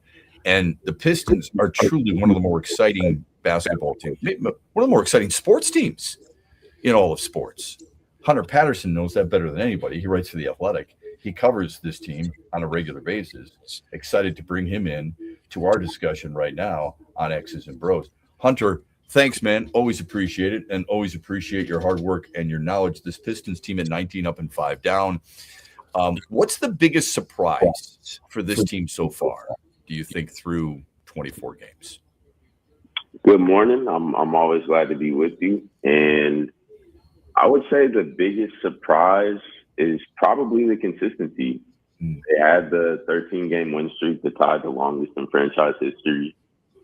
They're really a team that has bought into J.D. Bickerstaff's identity and the identity of the city in terms of being as gritty as possible. JB loves the term this season of controlling chaos, and each player from Cade on down, they all seem to thrive in games that are unconventional, a little muddy and chaotic, and those are the games that they consistently win, which is, like I said, why they won 13 in a row and why they've won 4 of their last 5. Yeah. Sometimes I cringe at the common usage of the word grit or gritty with Lions and Pistons, because I think it's something that we just kind of love to adopt as members of Detroit sports fan mafia. But I think it's so true when it comes to this team, and I truly believe that. Cade Cunningham, he's one of the best players in the world, and I love watching him play. I think his jumper is so smooth. I think he's an underrated passer. I love that he's connected defensively. But I think that a big reason for their improvement is Jalen Duren's improvement. Now, tell me if I'm wrong here. I mean, happy to accept that arrow if you want. I want to know from you, when you watch him play, where you think he's gotten better, and in what area do you think he can even improve upon? First off, I agree wholeheartedly. I think JD is someone who has always had the talent, and with him, it's more of an every game basis in terms of wanting to give maximum effort. And it seems like he's completely dialed in that sense. He's started to take opposing bigs off the dribble.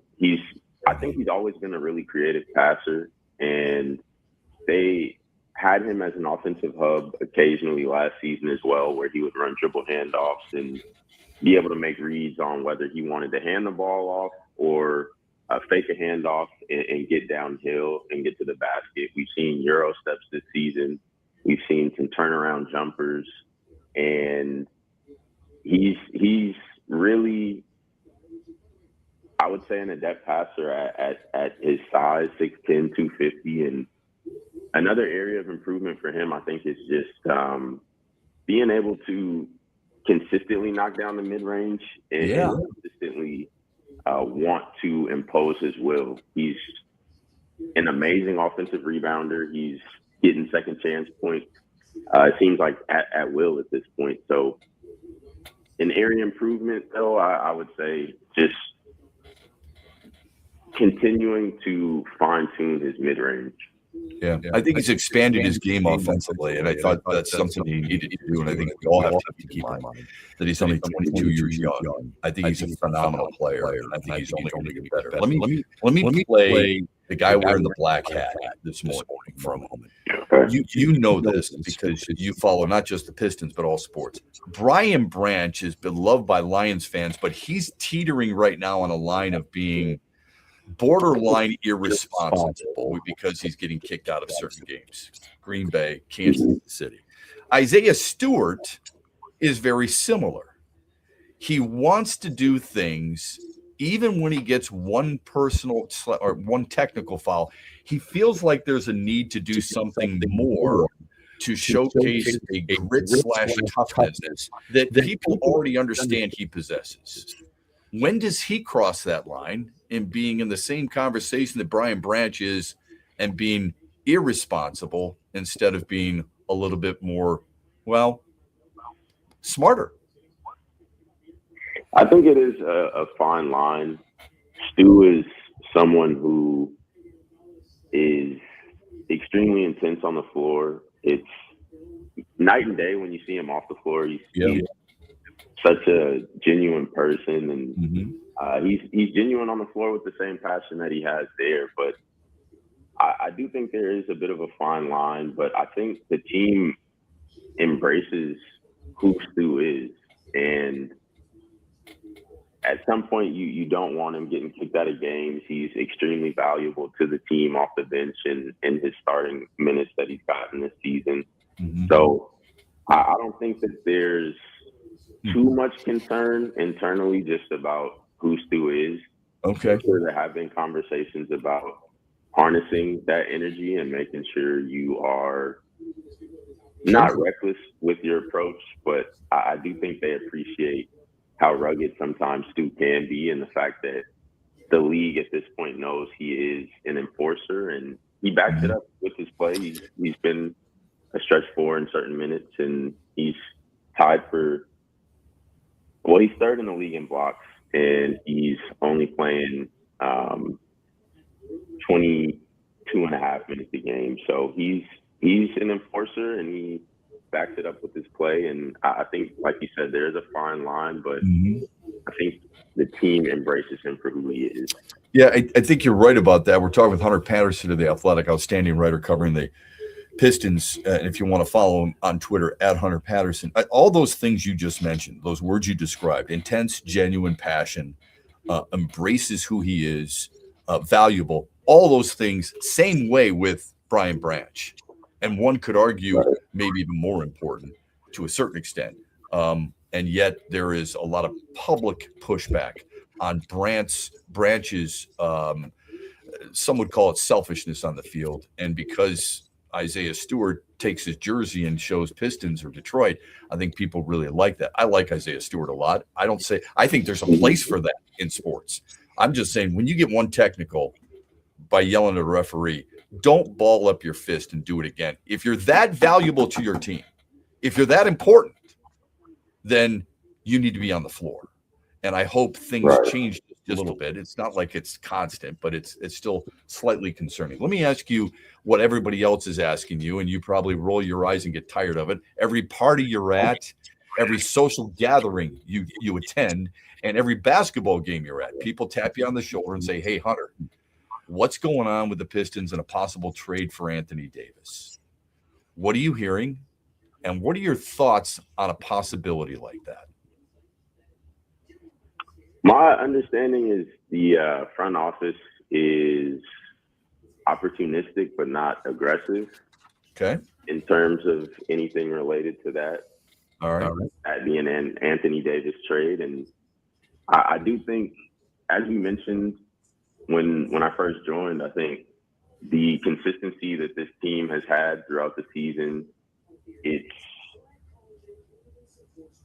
just tough. You don't necessarily want to break up the camaraderie that the locker room has developed. You don't necessarily want to tinker with lineups that seem to be through 24 games working pretty well. And Anthony Davis is someone who I would say is definitely a future Hall of Famer, but at this point in his career, he's only played 10 games this season. We know he's injury prone, but there is an undeniable upside with what he could bring to this team. So I think it's kind of a if the price is right type of situation. I don't think this front office is looking to force anything or have any knee-jerk reactions just because a potential Hall of Famer who isn't the healthiest at this point in his career could be available. Yeah, and I totally get that. Only 32.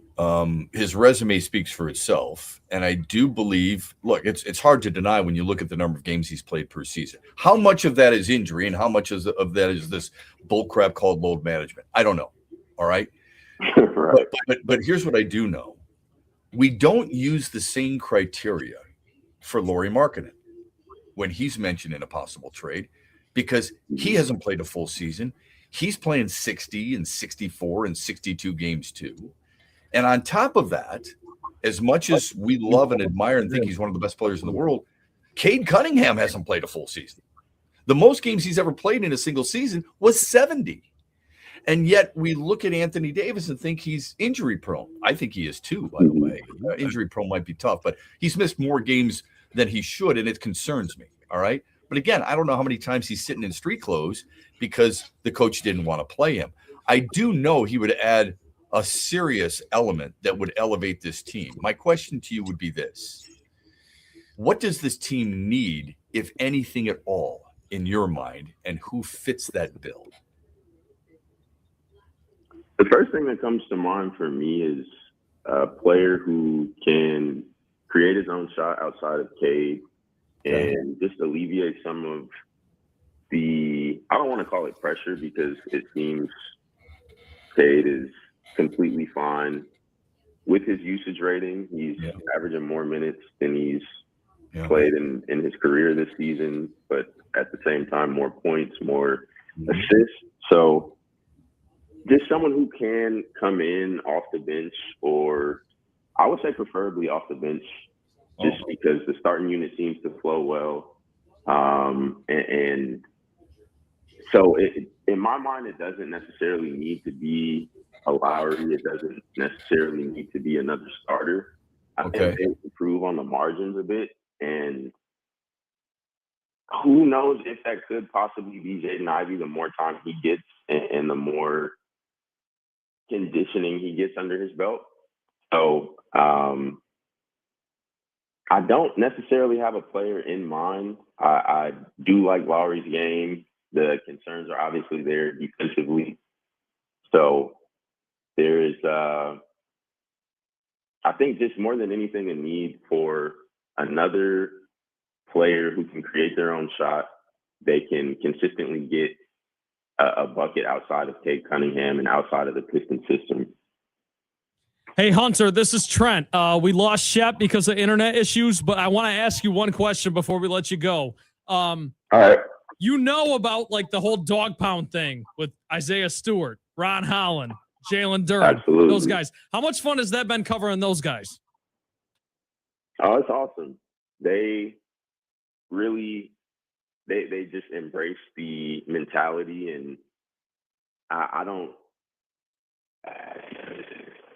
want to be cringy and say that they embrace the grit of the city or anything like that, but they just do embrace being the enforcers to a certain extent on the team. They embrace the toughness that JD Bickerstaff also preaches, and those guys. Paul Reed is in the dog pound. They'll say a bunch of guys are all in the dog pound, but I think it's kind of just the mentality that this team has, and they enjoy being the ones to come into the game and bring the fight and eventually win the fight. Well, because we got you for a couple more minutes, I'm going to ask you a question here. So the Pistons obviously on top. You cover that team. You have a good time doing it. You do a fantastic job. Hunter Patterson of The Athletic. Follow him on Twitter or X. I guess it's been X for a few years now. Right. What's the biggest threat in the East to the Pistons, do you think? Because the Celtics are sitting at 3, but they don't have Jason Tatum, right? The Magic are sitting at 4, but they're a young team that has yet to break through and win a playoff series. Who's the biggest threat to the Pistons in the East right now? I would say not just because they're second in the conference, the Knicks, because they have been together for a few years now. Jalen Brunson is a proven problem in the playoffs. Mike Brown, I was in Sacramento when he won Coach of the Year a few years ago. I think he's an outstanding coach. And I think the Knicks, at this point, it's you don't want to say it's championship or bust or anything, because you can have success outside of winning a championship. But I think at this point, that might be their mentality. And like you mentioned, I think the Magic are intriguing. They have some injury problems, unfortunately, with Franz Wagner going down.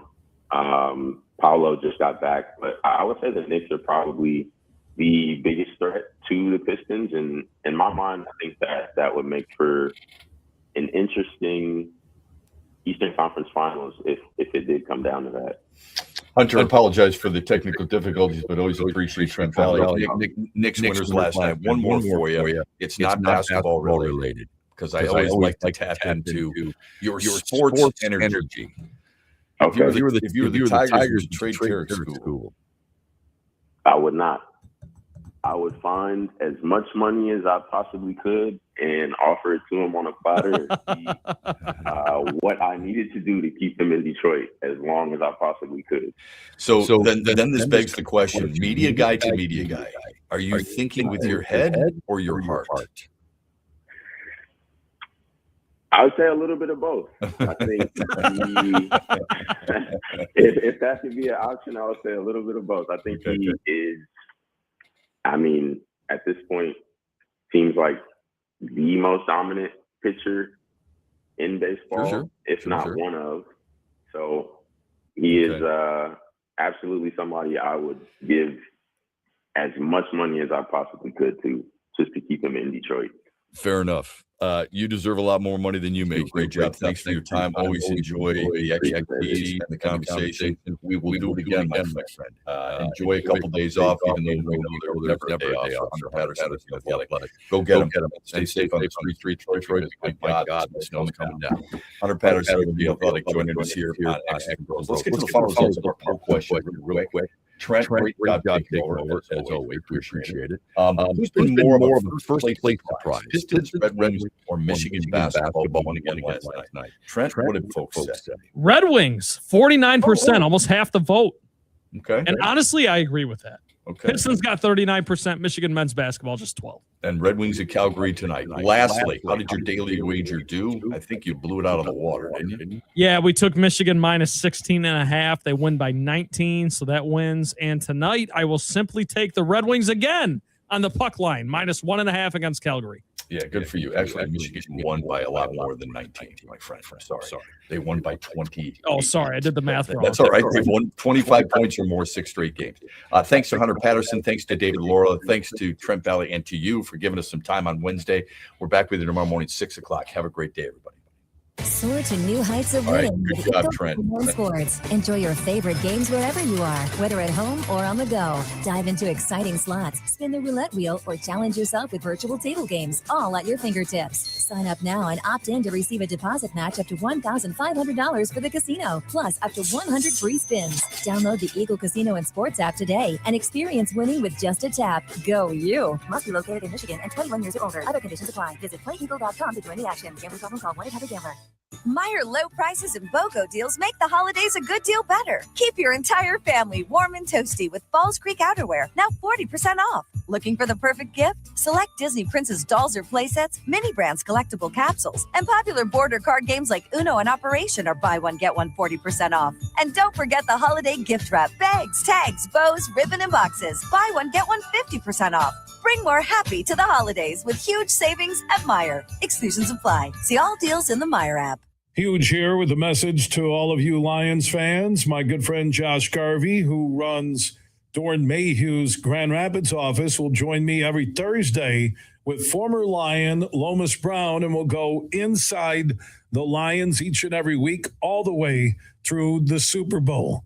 Doran Mayhew is proud to partner with The Huge Show, and we're proud to have a guy like Josh Garvey join us in studio every week. If you have a Lions question or comment, you can drop them at Huge Show on Twitter, The Huge Show on Facebook. Doran Mayhew, proud to be a part of the West Michigan community and across the entire state with their corporate worldwide headquarters in Troy, Michigan. So make plans every Thursday, 5 p.m. It's Josh Garvey, who is a managing shareholder at Doran Mayhew's GR office, with Lomas Brown on The Huge Show, going inside the Lions every Thursday at 5 p.m. It's time to go in the huddle with Matt Shepard. 1, 2, 3, top flight! It's a new day to celebrate and be free. It's a new day full of action and excitement because it's a day for winning only at Soaring Eagle Casino and Resort. It's a new day. Visit SoaringEagleCasino.com. This Sunday is expected to be the Lions' stiffest test of the year. They visit the 10-3 Rams in Los Angeles.